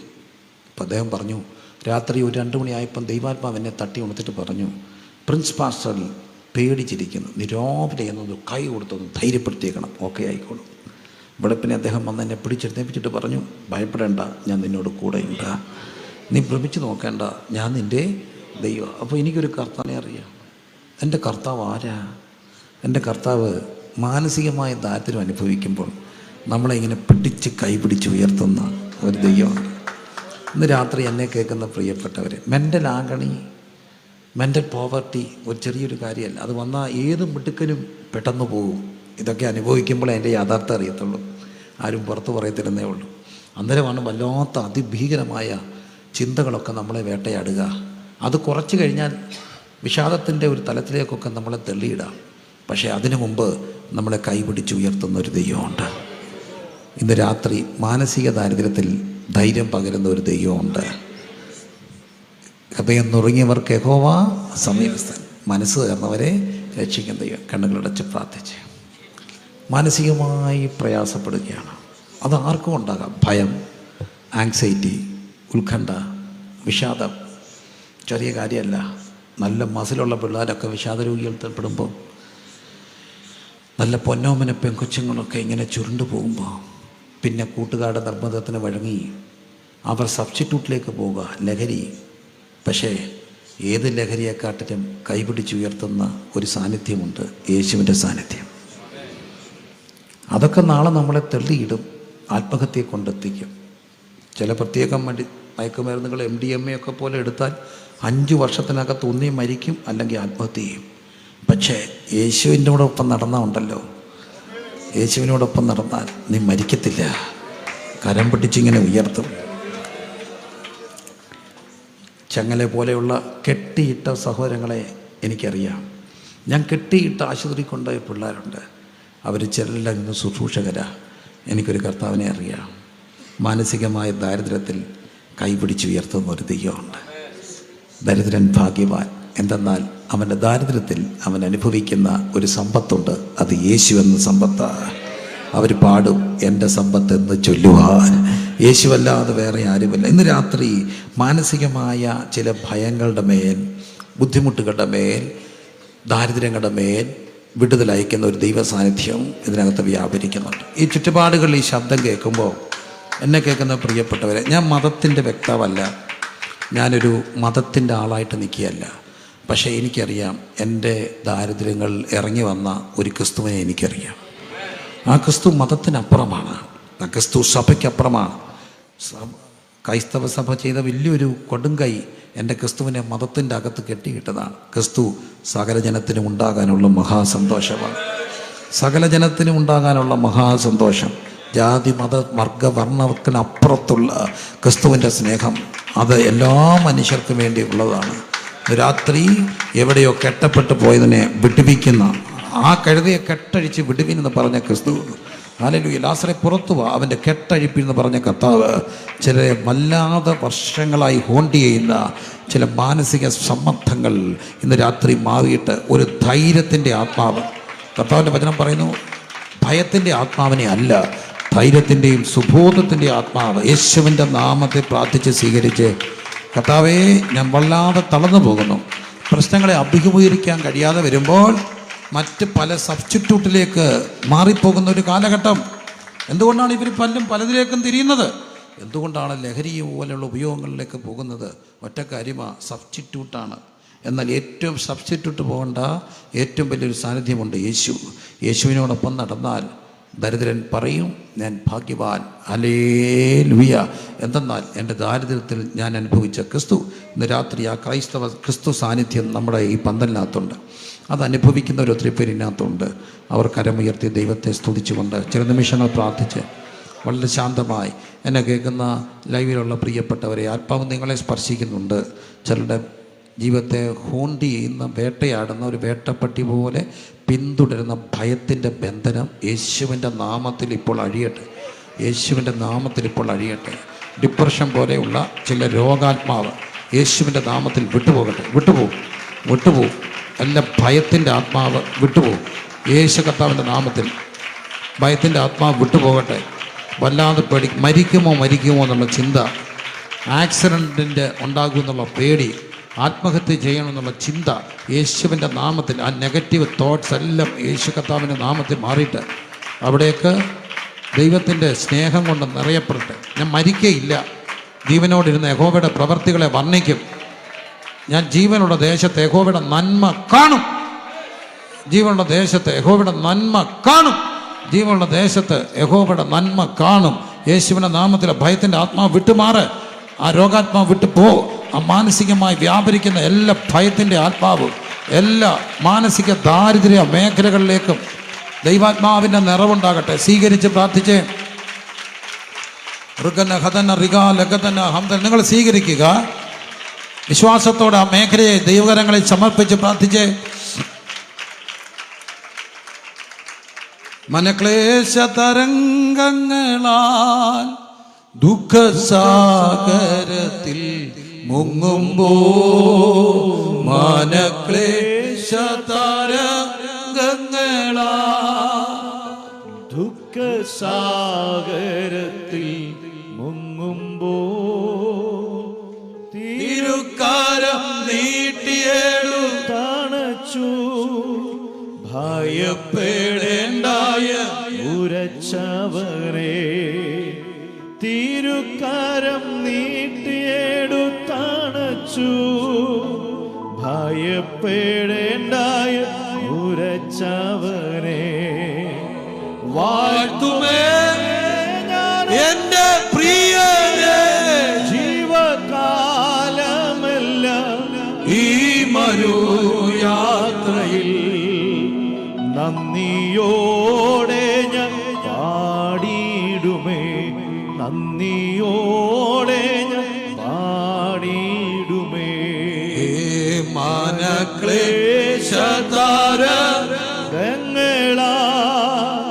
ദുഃഖസാഗരത്തിൽ ദുഃഖസാഗരത്തിൽ മുങ്ങുമ്പോ മനക്ലേശതാരകങ്ങളാ ദുഃഖസാഗരത്തിൽ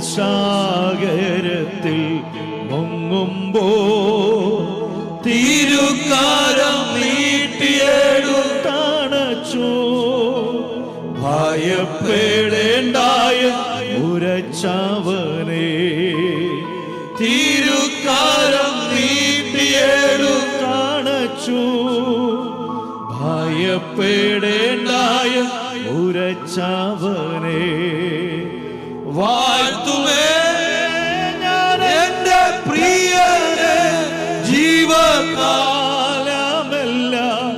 ഈ മരുയാത്രയിൽ നന്ദിയോടെ ഞാൻ പാടിയിടുമേ നന്ദിയോടെ ഞാൻ പാടിയിടുമേ. വാത്സല്യ പ്രിയരെ, ഭൗതികമായ ദാരിദ്ര്യം, മെൻ്റൽ പോവർട്ടി, മാനസികമായ ദാരിദ്ര്യം, ദരിദ്രൻ ഭാഗ്യവാൻ. 3 നാം കാണുന്നുണ്ട് ശാരീരികമായ ദാരിദ്ര്യം, ഫിസിക്കൽ പോവർട്ടി. അത് ഒരു ചെറിയ കാര്യമല്ല. നല്ല നിലകളിൽ ഓടിക്കൊണ്ടിരിക്കുന്നവർ പെട്ടെന്നാണ് ആ വീടിൻ്റെ അവസ്ഥയൊക്കെ മാറുക. എന്താ കാര്യം? പെട്ടെന്ന് ഒരാൾക്ക് ദിനം വരിക. പിന്നെ പ്രത്യേകിച്ച് ചില രോഗങ്ങൾ, ക്യാൻസർ പോലുള്ള രോഗങ്ങൾ വരിക, കീമോയുടെ ലോകത്തോടൊക്കെ പോവുക, സൗന്ദര്യമൊക്കെ പോവുക. ശാരീരികമായ ദാരിദ്ര്യം അനുഭവിച്ചാൽ നല്ല ആരോഗ്യമുള്ള പ്രിയപ്പെട്ടവർ പെട്ടെന്നാണ്, അല്ല ഒരു പഞ്ചസാര ചാക്കൊക്കെ എടുക്കുന്ന ചുമട്ടുകാർക്കൊക്കെ നടുവിന് പ്രശ്നം വന്നാൽ പിന്നെ ആ വീട് പട്ടിണിയായിപ്പോവും. പിന്നെ അവർക്ക് ലോഡ് ചെയ്യാനൊക്കത്തില്ല, വെയിറ്റ് എടുക്കരുതെന്ന് ഡോക്ടർ പറയുന്നു. ശാരീരികമായ ദാരിദ്ര്യം പെട്ടെന്ന് കുടുംബങ്ങളെ തകർക്കും, വ്യക്തികളെ ഇല്ലാതാക്കും. അത് പലതും പല രീതിയിൽ സംഭവിക്കാം. പക്ഷേ ശാരീരികമായ ദാരിദ്ര്യം വരുമ്പോൾ നമ്മൾ അനുഭവിക്കുന്നൊരു ദൈവകൃപയുണ്ട്. നാം പാപം സംബന്ധിച്ച് മരിച്ച് നീതിക്ക് ജീവിക്കേണ്ടതിന് നമ്മുടെ പാപങ്ങളെ വഹിച്ചുകൊണ്ട് ക്രൂശിന്മേൽ കയറി അടിപ്പിണരുകളാൽ സൗഖ്യം തന്നിരിക്കുന്നു. വചനം പറയുന്നു, നാം പാപം സംബന്ധിച്ച് മരിച്ച് നീതിക്ക് ജീവിക്കേണ്ടതിന് നമ്മുടെ പാപങ്ങളെ വഹിച്ചുകൊണ്ട് ക്രൂശിന്മേൽ കയറി അടിപ്പിണരുകളാൽ സൗഖ്യം തരുന്ന യേശു. ദാരിദ്ര്യം, ശാരീരികമായ ദാരിദ്ര്യം. എനിക്കൊരു ക്രിസ്തുവിനെ അറിയാം, ശാരീരികമായ ദാരിദ്ര്യത്തിൽ ബലം പകരുന്ന ഒരു ക്രിസ്തുവുണ്ട്.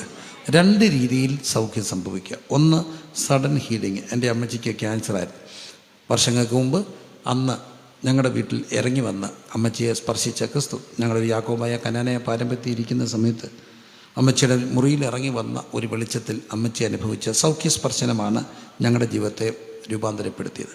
എന്നാൽ ചില സാഹചര്യങ്ങളിൽ നമുക്ക് പൂർണ്ണമായ സൗഖ്യം അന്നേരം കിട്ടിയില്ലെങ്കിലും രോഗശാന്തി തരും. എൻ്റെ കൃപ നിനക്ക് മതി, എൻ്റെ ശക്തി ബലഹീനതയിൽ തികഞ്ഞു വരും.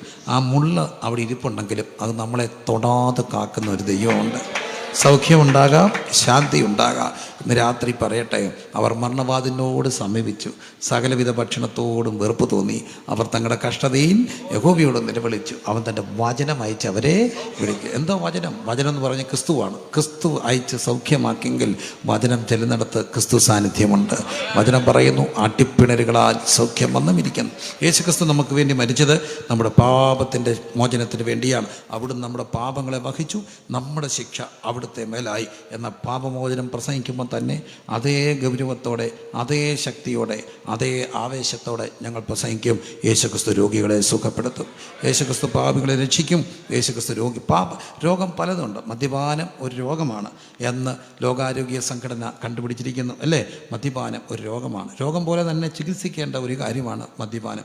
എന്നാൽ എത്രയോ പ്രിയപ്പെട്ടവരെ, ആ രോഗാത്മാവിൽ നിന്ന് വിടിവിച്ച ഒരു ദൈവം ഉണ്ടെങ്കിൽ ഇന്ന് രാത്രി എന്നെ കേൾക്കുന്ന പ്രിയപ്പെട്ടവരെ, മദ്യത്തിൻ്റെ രോഗമാകട്ടെ, അഡിക്ഷൻ്റെ രോഗമാകട്ടെ, ശാരീരിക രോഗമാകട്ടെ, ഒരു കാര്യം ചെയ്യുക. യേശുവേ എന്നെ സൗഖ്യമാക്കണമെന്ന് പറഞ്ഞാൽ നിൻ്റെ അടുത്ത് വന്നിട്ട്, എൻ മനമേ നീ യഹോവയെ വാഴ്ത്തുക, എൻ്റെ സർവ്വ അന്തരംഗമേ അവിടുത്തെ വിശുദ്ധനാമത്തെ വാഴ്ത്തുക, എൻ മനമേ യഹോവയെ വാഴ്ത്തുക, അവൻ്റെ ഉപകാരങ്ങളൊന്നും മറക്കണം. അവൻ നമ്മുടെ അകൃത്യമൊക്കെയും മോചിക്കുന്നു. അടുത്ത വാക്ക് എല്ലാവരും ചേർന്ന് കരമുയർത്തി വിശ്വാസത്തോട് പറഞ്ഞ്, നമ്മുടെ സകല രോഗങ്ങളെയും സൗഖ്യം. ഒന്നുകൂടെ പറഞ്ഞ്, അവൻ നമ്മുടെ അകൃത്യമൊക്കെയും മോചിക്കുന്നു. ഉറക്കെ പറഞ്ഞ്, സകല രോഗങ്ങളെ, നമ്മുടെ യൗവനം കഴുകനെ പോലെ പുതുക്കി വരത്തക്കോണം വായിക്ക് നന്മ കൊണ്ട് തൃപ്തി വരുത്തുന്നു. യഹോവയെ കാത്തിരിക്കുന്നവർ ശക്തി പുതുക്കും. അവർ കഴുകന്മാരെ പോലെ ചിറകടിച്ചുയരും. അവർ ക്ഷീണിച്ചു പോകാതെ ഓടും, തളർന്നു പോകാതെ നടക്കും. ഒരു എഞ്ചിനീയറായിട്ട് റിട്ടയറായ ഞങ്ങളുടെ ഒരു അച്ചായനുണ്ട്. നല്ല തടിയാണ്, മുട്ട മനുഷ്യൻ, നല്ല ഒരു ജെൻറ്റിൽ ജനകീയനായ ഒരു മനുഷ്യൻ. പക്ഷേ അജോന ബാഹുവാണ്, ആരും നോക്കുന്ന അകാര സൗഷ്ടം. പക്ഷേ അടുത്തിടെയായിട്ടൊരു പ്രശ്നം, കാലിൻ്റെ ബലം പോയി, നടക്കാൻ വയ്യ. പുള്ളി വല്ലാതായി. കാരണം മറ്റ് പ്രശ്നങ്ങളൊന്നുമില്ല, pressure normal, sugar normal, cholesterol normal, കാലിൻ്റെ താൽപോട്ട് ബലമില്ല. ഈ മനുഷ്യന് വണ്ടി ഓടിക്കാൻ ബുദ്ധിമുട്ട്. അപ്പോൾ എൻ്റെ ഇടയ്ക്ക് സങ്കടം കണ്ടപ്പം ഞാൻ പറഞ്ഞു, ഞാനൊരു ഗുളിക കുറിച്ച് തരാം, അത് ചിലപ്പോൾ അങ്ങ് വലിക്കുമെന്നുള്ളത്. ഗുളിക വലിക്കണമെങ്കിൽ പകുതി വിശ്വാസത്തോടെ കഴിക്കുക. എന്തായിരുന്നു ഗുളിക? ശരി മോനെ, ഏത് ഗുളിക? ഞാൻ ഗുളിക കൊടുത്തു. അവർ ക്ഷീണിച്ചു പോകാതെ ഓടും, തളർന്നു പോകാതെ നടക്കും. രാവിലെ 10 ഗുളിക, ഉച്ചയ്ക്ക് 10 ഗുളിക, വൈകിട്ട് 10 ഗുളിക. ഏതായാലും 3 വർഷമായിട്ട് ഈ ഗുളിക കഴിച്ചുകൊണ്ട് പുള്ളി നടപ്പുണ്ട്, ഇപ്പോഴും നടക്കുന്നുണ്ട്. എന്നോട് എപ്പോഴും പറയും, തളർന്നു പോകാതെ ഓടും, രാവിലെ 10, തളർന്നു പോകാതെ ഓടും, രാവിലെ ഉച്ചയ്ക്ക് 10, വൈകുന്നേരം 10. ദൈവം കൃപ ചെയ്ത് ഇതുവരെയും നടന്നു. രോഗശാന്തി, എൻ്റെ കൃപ നിനക്ക് മതി, എൻ്റെ ശക്തി ബലഹീനതയെ തികഞ്ഞു വരും. അങ്ങനെയെങ്കിൽ ഇന്ന് രാത്രി അട്ടിപ്പിണരുകളാൽ സൗഖ്യം തരുന്ന ക്രിസ്തു സാന്നിധ്യമായി ഇവിടെ വന്നിട്ടുണ്ട്. കർത്താവ്, എനിക്കൊരു ബലം വേണം. ഞാൻ ക്ഷീണിച്ചു പോകുന്ന മനസ്സിന് ബലം കൊടുക്കുന്ന കർത്താവ്, ക്ഷീണിച്ചു പോകുന്ന ശരീരത്തെ ബലപ്പെടുത്തുന്ന ഒരു ക്രിസ്തുവുണ്ട്. എനിക്ക് രോഗസൗഖ്യം ആവശ്യമുണ്ടെന്നുള്ളവരെല്ലാം കരങ്ങൾ ഉയർത്തി ദൈവത്തോടൊന്ന് പ്രാർത്ഥിക്കും. നിങ്ങൾ വചനം പറഞ്ഞ് പ്രാർത്ഥിച്ച് അട്ടിപ്പിണരുകളാൽ ഈ പന്തലിൻ്റെ അകത്ത്, ഈ ശബ്ദ പരിധിക്കകത്ത് വ്യാപരിക്കുന്ന ദൈവസാന്നിധ്യത്തിനകത്ത് ഈ ചുറ്റുപാടിൽ ഈ വചനത്തിൻ്റെ ശക്തി വ്യാപരിക്കും. അത് എളിയവരുടെ വിശ്വാസവും ദൈവത്തോടുള്ള ബോധ്യവുമാണെങ്കിൽ ഇന്ന് രാത്രി എവിടെയാണെങ്കിലും അവിടെ ഇരുന്ന് കൊണ്ട് യേശുവിനോട് പറ, എനിക്ക് സൗഖ്യം വേണം. ഒരു പക്ഷേ ഇവിടെ ഇരുന്ന് കൊണ്ട് പ്രാർത്ഥിച്ചാൽ, യോഹന്നാന്റെ സുവിശേഷത്തിൽ രാജഭൃത്യൻ തൻ്റെ മകന് വേണ്ടി പ്രാർത്ഥിക്കാൻ വന്നു. കഫർന്നഹൂമിലാണ്. യേശു പറഞ്ഞു, പൊയ്ക്കോ, നിൻ്റെ കുഞ്ഞിന് സുഖം വന്നിരിക്കുന്നു. യേശു ഇവിടെ നിന്നുകൊണ്ട് പറഞ്ഞാൽ അവിടെ സൗഖ്യം നടക്കുമെങ്കിൽ നിങ്ങളുടെ ദൂരെ ഇരിക്കുന്ന പ്രിയപ്പെട്ടവർക്ക് വരെ സൗഖ്യം കൊടുക്കാൻ കഴിയുന്ന ഒരു ദൈവ സാന്നിധ്യം ഇതിനകത്തുണ്ട്. എല്ലാവരും പ്രാർത്ഥിച്ച് നാം പാപം സംബന്ധിച്ച് മരിച്ച് നീതിക്ക് ജീവിക്കേണ്ടതിന് പാപങ്ങളെ വഹിച്ചുകൊണ്ട്, ചിലരൊക്കെ പറയും രോഗശാന്തിയൊക്കെ പറഞ്ഞിട്ട് നമ്മൾ തട്ടിപ്പുകൾ നടക്കും. വചനമാണ് പറയുക. വചനത്തിൽ ആകാശം ഭൂമി മാറിപ്പോയാലും മാറിപ്പോകാത്ത ദൈവത്തിൻ്റെ വചനം പറയുന്നു, നിങ്ങൾക്ക് ഞാൻ രോഗസൗഖ്യം ആരോഗ്യം തരും, ഞങ്ങൾക്ക് രോഗശാന്തിയും ആരോഗ്യം തരുമെന്ന് ദൈവത്തിൻ്റെ വചനമുണ്ടെങ്കിൽ 100% വിശ്വസിച്ച് പറയുക, എൻ്റെ യേശു സൗഖ്യമാക്കുന്ന ദൈവമാണ്. എൻ്റെ യേശു കർത്താവ് സൗഖ്യം. അവൻ്റെ അട്ടിപ്പിടരുകളാൽ അവൻ്റെ ശരീരം തകർന്ന എന്തിനാണ്? നമ്മുടെ ശരീരത്തിന് സൗഖ്യം വരാൻ വേണ്ടി. അവിടുത്തെ രക്തക്കറ നമ്മുടെ പാപങ്ങളെ മുഴുവൻ കഴുകുന്നതാണെങ്കിൽ അവിടുത്തെ ശരീരത്തിൻ്റെ തകർച്ച നമ്മുടെ ശരീരത്തിൻ്റെ തകർച്ചകളെ മാറ്റാനാണ്. രാത്രി ആ സൗഖ്യശക്തി ഇതിനകത്ത് വ്യാപരിക്കട്ടെ. കരമുയർത്തി വിശ്വാസത്തോടെ സ്വീകരിച്ച് പറഞ്ഞ്, എൻ്റെ യേശുവിൻ്റെ നാമത്തിൽ സൗഖ്യം നടക്കട്ടെ. ഹല്ലേലൂയ. ശാരീരികമായ ദാരിദ്ര്യത്തിന് മേൽ ഇന്ന് ദൈവത്തിൻ്റെ ഒരു കൃപ ജനം അനുഭവിക്കട്ടെ. തളർന്നിരിക്കുന്നവന് ബലം കൊടുക്കുന്ന, ക്ഷീണിച്ചിരിക്കുന്നവന് ശക്തി കൊടുക്കുന്ന, ഹല്ലേലൂയ, അതിൻ്റെ കാലുകളെ മാൻപേടക്കാലിനെ തുല്യമാക്കുന്ന ദൈവം യേശുവിൻ്റെ നാമത്തിൽ സൗഖ്യശക്തി വ്യാപരിക്കട്ടെ. ഉറക്കപ്പറ, യഹോവ റാഫ, യഹോവ റാഫ, യഹോവ റാഫ, നിന്നെ സൗഖ്യമാക്കുന്ന ദൈവം, സൗഖ്യമാക്കുന്ന. ഇവിടെ മാത്രമല്ല, ഇവിടെ നിന്നുകൊണ്ട് നിങ്ങൾ പ്രാർത്ഥിക്കുമ്പോൾ ദൂരത്തിരിക്കുന്ന നിങ്ങളുടെ പ്രിയപ്പെട്ടവരെ വെടിവെക്കുന്ന ദൈവം, നിങ്ങളുടെ ഭവനങ്ങളിലിരിക്കുന്നവരെ വെടിവെക്കുന്ന ദൈവം. യേശുവിൻ്റെ നാമത്തിൽ ലൈവിലിരിക്കുന്ന പ്രിയപ്പെട്ടവർ വിശ്വാസത്തോടെ കരമുയർത്തി സ്വീകരിച്ച് പറഞ്ഞ്, യേശുവിൻ്റെ നാമത്തിൽ നിങ്ങൾക്ക് സൗഖ്യം. അത് തരുന്നത് യേശുവിൻ്റെ വചനമാണ്. വചനം ക്രിസ്തുവാണ്. ക്രിസ്തു സാന്നിധ്യം ഉള്ളിടത്ത് സൗഖ്യശക്തി വ്യാപരിക്കും. അങ്ങനെയെങ്കിൽ ഇന്ന് രാത്രി യേശു കർത്താവിൻ്റെ നാമത്തിൽ ഞങ്ങൾ പ്രാർത്ഥിക്കുന്നു, രോഗികൾ സുഖപ്പെടട്ടെ. ചില ക്രോണിക്കായിട്ടുള്ള രോഗങ്ങൾ യേശുവിൻ്റെ നാമത്തിൽ മാറട്ടെ.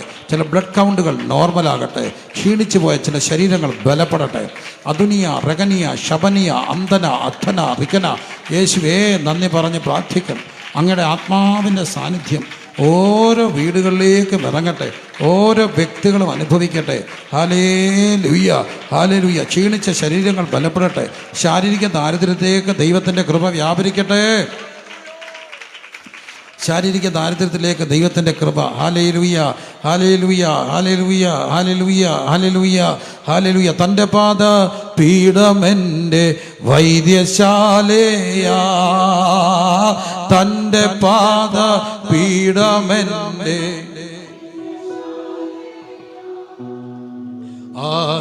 അതിലുണ്ടനേകം ഔഷധങ്ങൾ രോഗശാന്തിക്കായി. അതിലുണ്ടനേകം രോഗശാന്തിക്കായി. തൻ്റെ പാദ പീഠമെന്നെ വൈദ്യശാലയാ, തൻ്റെ പാദപീഠമെൻ്റെ വൈദ്യശാലയാ. അതിലുണ്ടനേകം ഔഷധങ്ങൾ രോഗശാന്തിക്കായി. അതിലുണ്ടനേകം യേശുവിൻ കൈ എൻ ശിരസിൻ മേലിരിക്കുന്നു. യേശുവിൻ കൈ എൻ ശിരസിൻ മേലിരിക്കുന്നു. എന്നെ യേശു ആശ്ലേഷിച്ചിടുന്നു തൻ വലം കയ്യാ. എന്നെ യേശു ആശ്ലേഷിച്ചിടുന്നു തൻ വലം കയ്യാ. തൻ്റെ പാദപീഠമെൻ്റെ വിശ്വാസത്തോടെ കരങ്ങൾ ഉയർത്തി. തൻ്റെ പാദപീഠമെൻ്റെ വൈദ്യശാലയാ, തൻ്റെ പാദപീഠമെൻ്റെ വൈദ്യശാലയാ. അതിലുണ്ടനേകം ഔഷധങ്ങൾ രോഗശാന്തിക്കായി. അതിലുണ്ടനേകം ഔഷധങ്ങൾ രോഗശാന്തിക്കായി. അതിലുണ്ടനേകം ഔഷധങ്ങൾ രോഗശാന്തിക്കായി. ശാരീരികമായ ദാരിദ്ര്യം, ഫിസിക്കൽ പോവർട്ടി, അതിന്മേൽ അത്ഭുതം ചെയ്യുന്ന ക്രിസ്തുവുണ്ട്. കാരണം അവിടുത്തെ അടിപ്പിണരുകളാൽ നമുക്ക് സൗഖ്യം വന്ന്. എല്ലാവരും ചേർന്ന് 2-3 പ്രാവശ്യം പറഞ്ഞ് അടിപ്പിണരുകളാൽ സൗഖ്യം. വിശ്വാസത്തോടെ ഉറച്ച് പറഞ്ഞാട്ട് അടിപ്പിണരുകളാൽ സൗഖ്യം വന്നവരിക്കുന്നു. വിശ്വസിച്ച് പറഞ്ഞേ. നിങ്ങളുടെ രോഗമേഖലകളിലേക്ക് ആ സൗഖ്യത്തെ വിശ്വാസത്തോടെ സ്വീകരിച്ച്, വിശ്വാസത്തോടു കൂടിയ പ്രാർത്ഥനയാണ് രോഗിക്ക് സൗഖ്യം വരുത്തുന്നത്. നിങ്ങൾ വിശ്വസിച്ച് ഇന്ന് രാത്രി യേശുവിനെ വിശ്വസിച്ച്, സംശയിക്കാതെ വിശ്വസിച്ച് പറഞ്ഞ് അവിടുത്തെ അടിപ്പിണരുകളാൽ എൻ്റെ ഇന്ന രോഗമേഖലകളിലേക്ക്, എൻ്റെ പ്രിയപ്പെട്ടവരുടെ ഇന്ന രോഗസൗഖ്യത്തിൻ്റെ വിഷയത്തിലേക്ക് അങ്ങയുടെ സൗഖ്യശക്തി ഇറങ്ങി വരണേ കർത്താവേ എന്ന് പ്രാർത്ഥിക്കുമ്പോൾ അടിപ്പിണരുകളാൽ വ്യാപരിക്കുന്ന രോഗസൗഖ്യം യേശുവിൻ്റെ നാമത്തിൽ ഇപ്പോൾ ഈ ജനത്തിന് മേൽ വ്യാപരിക്കട്ടെ. Hallelujah, hallelujah. നീ കുഴിയിൽ ഇറങ്ങിപ്പോയാൽ എൻ്റെ രക്തം കൊണ്ട് എന്ത് ലാഭമുള്ളൂ? ധൂളി നിന്നെ സ്തുതിക്കുമോ അത് നിൻ്റെ സത്യത്തെ പ്രസ്താവിക്കും. ഞരമ്പുകളുമായി ബന്ധപ്പെട്ട് ചില വിഷയങ്ങളുടെ മേൽ യേശുവിൻ നാമത്തിൽ സൗഖ്യം സംഭവിക്കട്ടെ. എല്ലാം നേർസ് കംപ്ലൈൻറ്റുകൾ യേശുവിൻ്റെ നാമത്തിൽ സുഖപ്പെടട്ടെ. നേർവൽ പ്രോബ്ലംസ് യേശുവിൻ നാമത്തിൽ മാറട്ടെ. യേശുവിൻ്റെ നാമത്തിൽ മാറട്ടെ. യേശുവിൻ്റെ നാമത്തിൽ മാറട്ടെ. സൗഖ്യത്തിൻ്റെ ശക്തി ഇന്ന് രാത്രി വ്യാപരിക്കട്ടെ. ദൂരെ അകലങ്ങളിൽ വിടുതലുകൾ നടക്കട്ടെ. അകലങ്ങളിൽ വിടുന്ന വിശ്വാസത്തോടെ സ്വീകരിക്കുക. നിങ്ങൾ വിശ്വസിച്ച് സ്വീകരിക്കുക. എല്ലാ നെർവ് കംപ്ലൈൻറ്റുകളുടെ മേലും ദൈവത്തിൻ്റെ ഒരു കരം ചലിക്കുന്നു. അക്കനർ ഇക്കനർ അപനക ധനക. വിശ്വാസത്തോടെ സ്വീകരിക്കുക. വിശ്വസിച്ച് പറയുക, എൻ്റെ യേശു സൗഖ്യമാക്കും, എൻ്റെ യേശു സൗഖ്യമാക്കും ദൈവം, എൻ്റെ യേശു കർത്താവ് സൗഖ്യം തരും. ഇന്ന് രാത്രി പാപരോഗത്തിൽ നിന്ന് വിടുവിക്കുന്ന ദൈവമുണ്ട്. പലപ്പോഴും ശ്രമിച്ചിട്ട് കഴിയാത്ത പാപങ്ങൾ, പലപ്പോഴും തീരുമാനിച്ചിട്ട് രക്ഷപ്പെടാൻ കഴിയാത്ത ചില കുരുക്കുകൾ ഇന്ന് പറയട്ടെ പ്രിയരെ, നാം സ്വയം ശ്രമിച്ചിട്ട് കഴിയാതെ വരുമ്പോഴാണ് നമുക്ക് കർത്താവിൻ്റെ ആവശ്യം വരുന്നത്, മറ്റൊരാളുടെ ആവശ്യം വരുന്നത്. വചനം പറയുന്നു, ഞാൻ നാശകരമായ കുഴിയിലും കുഴഞ്ഞ ചേറ്റിലും കിടന്നു, അവിടെ കിടന്നുകൊണ്ട് ഞാൻ നിലവിളിച്ചു, അവനെങ്കിലേക്ക് ചാഞ്ഞു വന്നു, എൻ്റെ നിലവിളി കേട്ടു, നാശകരമായ കുഴിയിൽ തന്നെ വിടുവിച്ച് എന്നെ ഉയർത്തി ഒരു പാറമേൽ നിർത്തി, എൻ്റെ വായിൽ പുതിയൊരു പാട്ട് തന്നു. ഇന്ന് രാത്രി പാപരോഗ ബന്ധനങ്ങൾ, വർഷങ്ങളായി കൊണ്ടു നടക്കുന്ന രഹസ്യ പാവങ്ങൾ, മദ്യപാന ആസക്തികൾ, പുകവലിയുടെ ബന്ധനങ്ങൾ, ശ്രമിച്ചിട്ടും കഴിയാതെ പോകുന്ന സ്വയശ്രമത്തിൽ പരാജയപ്പെട്ടവരെ സഹായിക്കുന്ന ക്രിസ്തു കരമുണ്ട്. യേശുവേ, ആ കരം കൊണ്ട് എന്നെ ഈ കുഴഞ്ഞ ചേറ്റിൽ നിന്ന് വിടുവിച്ച് ഉയർത്തി പാറമേൽ നിർത്തണമെന്ന് പ്രാർത്ഥിക്കുമ്പോൾ വചനം പറയുന്നു, നാശകരമായ കുഴിയിലും കുഴഞ്ഞ ചേറ്റിലും കിടന്നു, അവനെങ്കിലേക്ക് ചാഞ്ഞ് വന്നു, എൻ്റെ നിലവിളി കേട്ടു, എന്നെ പിടിച്ചൊരു പാറമേൽ നിർത്തി, എൻ്റെ വായിൽ പുതിയൊരു പാട്ട് തന്നു. നമ്മുടെ ദൈവത്തിൻ്റെ സ്തുതി തന്നെ. ഹല്ലേലൂയ. പാപരോഗത്തിൽ നിന്നും ശാരീരിക രോഗത്തിൽ നിന്നും വിടുവിക്കുന്ന ഒരു ക്രിസ്തുവുണ്ട്. അടിപ്പിണരുകളാൽ സൗഖ്യം വന്നുമിരിക്കുന്നു. അപ്പോൾ അടുത്തൊരു ദാരിദ്ര്യ മേഖലയാണ് ശാരീരികമായ ദാരിദ്ര്യം. നോക്കൂ, മാനസികമായ ദാരിദ്ര്യം, ഭൗതികമായ ദാരിദ്ര്യം, ശാരീരികമായ ദാരിദ്ര്യം. ഇനി മറ്റൊരു ദാരിദ്ര്യ മേഖലയാണ് സാമ്പത്തികമായ ഫിനാൻഷ്യൽ പോവർട്ടി. ഫിനാൻഷ്യൽ പോവർട്ടി, സാമ്പത്തികമായ ദാരിദ്ര്യം. അത് ചെറിയൊരു കാര്യമല്ല. അത് ഇന്ന് ഒത്തിരി പേര് അനുഭവിക്കുന്ന ഒരു കാര്യമാണ്. ഞാൻ ഈ നമ്മുടെ വീടിനകത്തിരുന്ന് സംസാരിക്കുമ്പോൾ പ്രിയപ്പെട്ട ബ്രദറുമായിട്ട് സംസാരിച്ചപ്പോഴും പെട്ടെന്ന് പറഞ്ഞു, ഈ ബിസിനസ് മേഖലയെല്ലാം ഡള്ളായിരിക്കുകയാണ്. കോവിഡിൻ്റെ കാലഘട്ടങ്ങൾ വല്ലാത്ത തകർച്ചകളിലേക്ക് മനുഷ്യൻ പോയി. പ്രത്യേകിച്ച് ഡിമോണിറ്റേഷൻ തുടങ്ങി ഇങ്ങോട്ട് വന്ന് പിന്നെ ഉണ്ടായ പ്രളയങ്ങൾ, പിന്നെ കോവിഡ് തുടങ്ങിയ പ്രശ്നങ്ങളിലൂടെ സാമ്പത്തിക കടക്കണിയിലേക്ക് മനുഷ്യൻ വല്ലാതെ വീർപ്പ് മുട്ടി മാറുകയാണ്. അപ്പോൾ ദാരിദ്ര്യം രണ്ട് തലങ്ങളിലാണ്. തീരെ ദരിദ്രൻ എങ്ങനെയെങ്കിലുമൊക്കെ ജീവിക്കും, അവർ ആരോടെങ്കിലും ചോദിക്കുകയൊക്കെ ചെയ്യും. എന്നാൽ ഈ ഇടത്തരക്കാരുണ്ട്, അവർക്ക് മോട്ടിക്കാനും ഒക്കത്തില്ല, ഇറക്കാനും ഇറക്കത്തില്ല. ഞങ്ങളുടെ റാന്നിയുമായിട്ട് ബന്ധപ്പെട്ട് ഭയങ്കര തറവാടികളായ ഒരു കുടുംബത്തെ ഞാൻ പുറത്ത് വെച്ച് കണ്ടപ്പം പറഞ്ഞു, ബിസിനസ് എല്ലാം പൊട്ടിയപ്പോൾ ആരോടും പറയാതെ 40 ദിവസത്തോളം അവർ ഉപവസിച്ചു. ഒറ്റ കാര്യം കൊണ്ടാണ്, ഭക്ഷണം ഇല്ലാത്തതുകൊണ്ട് ഉപവസിച്ചു. ഇച്ചിരി തൈരും ചോറും കൊച്ചിന് കൊടുത്തിട്ടാണ് ഞങ്ങൾ ഉപവാസം പഠിച്ചത്. പട്ടിണിയിലാണെന്ന് വലിയൊരു കുടുംബത്തിലെ കുഞ്ഞുങ്ങൾ പറയുമ്പോൾ എത്ര ഭീകരമാണ് ദാരിദ്ര്യം, എത്ര ഭീകരമാണ് ദാരിദ്ര്യം. പക്ഷെ അദ്ദേഹം എന്നോട് പറഞ്ഞ ഒരു കാര്യങ്ങളൊക്കെ പുറത്തു പറഞ്ഞാൽ വിശ്വസിക്കാത്ത കാര്യം. ആ പട്ടിണിയിൽ കർത്താവ് നേരിട്ടിറങ്ങി വന്ന് അവരെ സഹായിച്ച കാര്യം നമുക്ക് പക്ഷെ വിശ്വസിക്കാൻ പോലും പാടുവരുന്ന കാര്യം. പക്ഷെ ഒരു കാര്യം, ദരിദ്രൻ്റെ ലോകത്ത് ആരുണ്ട്? യേശുവുണ്ട്. കാരണം യേശു കർത്താവ് ആരായിരുന്നു? ദരിദ്രനായിരുന്നു. അതാ പൊടിയ അരക്കാശിന്. ഈ ദാരിദ്ര്യം ഭയങ്കര ബുദ്ധിമുട്ടാണ്. ദാരിദ്ര്യത്തിനൊരു മണമുണ്ട്, അറിയും? ധനവാനൊരു മണമുണ്ടോ? ഉണ്ടോ? ധനവാൻ അടുത്ത് വന്നാൽ സ്പ്രേ മണക്കത്തില്ല, നല്ല ഭയങ്കര സ്പ്രേ. ചില സ്പ്രേയൊക്കെ എന്നെ വിലയാണെന്നറിയും. 1,00,000 രൂപയുടെയൊക്കെ സ്പ്രേ ഉണ്ട്, ഒന്നൊന്നും അല്ല. ആണോ? നല്ല ഭയങ്കര വിലയുള്ള സ്പ്രേ ഒക്കെ ഉണ്ട്. അതൊക്കെ അടിച്ചാൽ 3 ദിവസമൊക്കെ ഇങ്ങനെ മണക്കും. അവർ കുളിക്കുകയൊന്നും വേണ്ട, അവിടെ ഈ തലയിലൊക്കെ അടിക്കും. അതുകൊണ്ടാണ് ഈ ചില സൗകര്യമാർ ഈ കുളിക്കാതെ നടക്കുമ്പോൾ മണക്കുന്നത്. ആഴ്ചകൾ കുളിക്കാത്തവരൊക്കെ എനിക്കറിയാം. 1 വർഷമായിട്ട് കുളിക്കാത്തൊരു പെങ്കൊച്ചിൻ്റെ സാക്ഷ്യം കേട്ടു. അവിടെ ഭർത്താവ് പറയുന്നു, 1 വർഷമായിട്ട് ഭാര്യ കുളിക്കത്തില്ല, വെള്ളത്തെ പേടിയാണ്. നോക്കണ്ട, സത്യം, 1 വർഷമായിട്ട് കുളിച്ചില്ല. അവളെ ഭയങ്കര മണമാണ്, മൊത്തം അത്ര അങ്ങനത്തെ ഓരോ കാലം ഒക്കെ. എന്നാലും എൻ്റെ പൊന്നു പ്രിയരെ, അവർക്ക് ദാരിദ്ര്യത്തിനും ഒരു മണമുണ്ട്. ആ വീട്ടിലൊക്കെ ചെന്നാൽ ഒരു വേർപ്പിൻ്റെ മണമോ, മറ്റിടത്തുള്ള എയർ ഫ്രഷ്നറും ഒക്കെ കാണും. അപ്പം ദാരിദ്ര്യം ഒരു യാഥാർത്ഥ്യമാണ്. ദാരിദ്ര്യം ഒരു യാഥാർത്ഥ്യമല്ലേ? ദാരിദ്ര്യം ഒരു യാഥാർത്ഥ്യമാണ്. കടം മേടിക്കുക, കടം കൊടുക്കാതിരിക്കാൻ ഒക്കാതെ വരിക സമയത്ത്, അത് ഭയങ്കര അപ്പം പറയും മേടിക്കാൻ മാത്രം പഠിച്ചാൽ പോരാ, എന്തൂടെ പഠിക്കണം? കൊടുക്കാൻ. അങ്ങ് പഠിച്ചു പോയില്ലേ? ശരിക്കും എല്ലാവരും മേടിച്ച് ജീവിക്കാൻ വേണ്ടി ആഗ്രഹിക്കുന്നവരല്ല. കൊടുക്കാൻ ഇഷ്ടമില്ലാഞ്ഞിട്ട് കൊടുക്കാത്തവരാണോ പലരും? അല്ല. ചിലപ്പോൾ ഈ ഫോൺ എടുക്കാത്ത എന്തുകൊണ്ടാണ്? നമ്മൾ പറയും മേടിച്ചിട്ട് ഫോണും എടുക്കത്തു പോലുമില്ല. ഈ ഫോൺ എടുത്ത് എന്തോ മറുപടി പറയേണ്ടെന്ന് അറിയത്തില്ല. പറയുന്ന വാക്കൊന്നും പാലിക്കാനൊക്കാതെ വരുമ്പം ഫോൺ എടുക്കാതിരിക്കും. അപ്പം നമ്മളവരെ പറയും അഹങ്കാരി, ഫോൺ പോലും എടുക്കത്തില്ല. പക്ഷേ ഇതെല്ലാം സത്യമാണ്. ആ കെടുതിയിലൊക്കെ വരുമ്പോഴേ അറിയത്തുള്ളൂ. ഒരു സുഹൃത്ത് എന്നോട് ഒരിക്കൽ പറഞ്ഞു, എനിക്ക് ഭയങ്കര പ്രശ്നമാണ്, ഇപ്പം പൈസ വേണം, ഇല്ല ഞാൻ ചാകും. ഞാൻ പറഞ്ഞു, ചാകുമെന്ന് പറഞ്ഞ് പേടിപ്പിക്കരുത്. ചാകുമെന്ന് പറഞ്ഞവരെല്ലാം ചത്തായിരുന്നെങ്കിൽ ഈ ചാകാൻ തോന്നും. പറഞ്ഞത് ഒരു സംഭവം ഒന്ന് പറഞ്ഞോട്ടെ. ഞാൻ കുറച്ചാൾക്ക് മുമ്പ് ആത്മഹത്യയെക്കുറിച്ച് പഠിക്കുക. അതിനെല്ലാം കാരണങ്ങൾ ഈ പലരുടെ കേസുകളൊക്കെ കണ്ട. എന്തുകൊണ്ട് ആത്മഹത്യ, എങ്ങനെ ആത്മഹത്യ ഒഴിവാക്കും, ചുമ്മാ കുറച്ച് വായിക്കൊണ്ടിരിക്കുമ്പോൾ എൻ്റെ ഒരു സുഹൃത്ത് കയറിയാൻ ചോദിച്ചു, എന്താ വിഷയം? ഞാൻ പറഞ്ഞ ആത്മഹത്യയെക്കുറിച്ച് പഠിക്കുകയാണ്. അദ്ദേഹം കണ്ട് പറഞ്ഞ്, ഞങ്ങളുടെ നാട്ടിൽ ഒരു പയ്യന് ചാകണം തോന്നി, ഇച്ചിരി കിടക്ക. അവൻ ചാകാൻ വേണ്ടി അങ്ങ് ചാകാൻ തീരുമാനിച്ചൊരു കയറും എടുത്തുകൊണ്ട് ആ മനത്തിൽ കയറിപ്പോയി തൂങ്ങിച്ചാകാൻ പോയപ്പോഴാണ് ശരിക്കും കയറും എടുത്തുകൊണ്ട് മനത്തിൽ കയറിപ്പോയി. റാന്നിയിൽ ഒത്തിരി വനമുണ്ട്, അറിയാം. അതിലൊരു വനത്തിൽ കയറിപ്പോയി. അവനൊരു പറങ്കിയൊക്കെ കണ്ടു വെച്ചിരുന്നു തൂങ്ങിച്ചാകാൻ. അപ്പോഴാണ് കയറിപ്പോയ വഴിക്കാൻ വെപ്രാളത്തിൽ ഇവനെ വയറ്റിൽ നിന്ന് പോകണമെന്ന് തോന്നി. അവനൊരു പാറയിൽ പോയിരുന്ന് നല്ലപോലെ വയറ്റിൽ നിന്ന് പോയപ്പോൾ അവൻ്റെ ചിന്ത, ഈ കോലത്തിൽ പോയി കെട്ടി അന്ന് അടിക്കുന്നവർക്കൊരു ബുദ്ധിമുട്ടല്ലേ. അപ്പോൾ ഈ വനത്തിൻ്റെ അവിടെ ഒരു അരുവിയുണ്ട്, അരുവി പോയി ശരിക്കും കുളിച്ചു. വയറ്റിൽ നിന്നും പോയി കുളിച്ചപ്പം ചാകുന്ന കാര്യം മറന്നുപോയി. അവൻ ഈ കയറും എടുത്തുകൊണ്ട് ഇങ്ങനെ ഇറങ്ങി വന്നപ്പോൾ ഒരു മാടക്കടക്കാരൻ ചോദിച്ചു, നീ ഈ കയറുമായിട്ട് എവിടെ പോവാ? എടാ ഞാൻ ചാകാൻ പോവാന്ന് പറഞ്ഞു.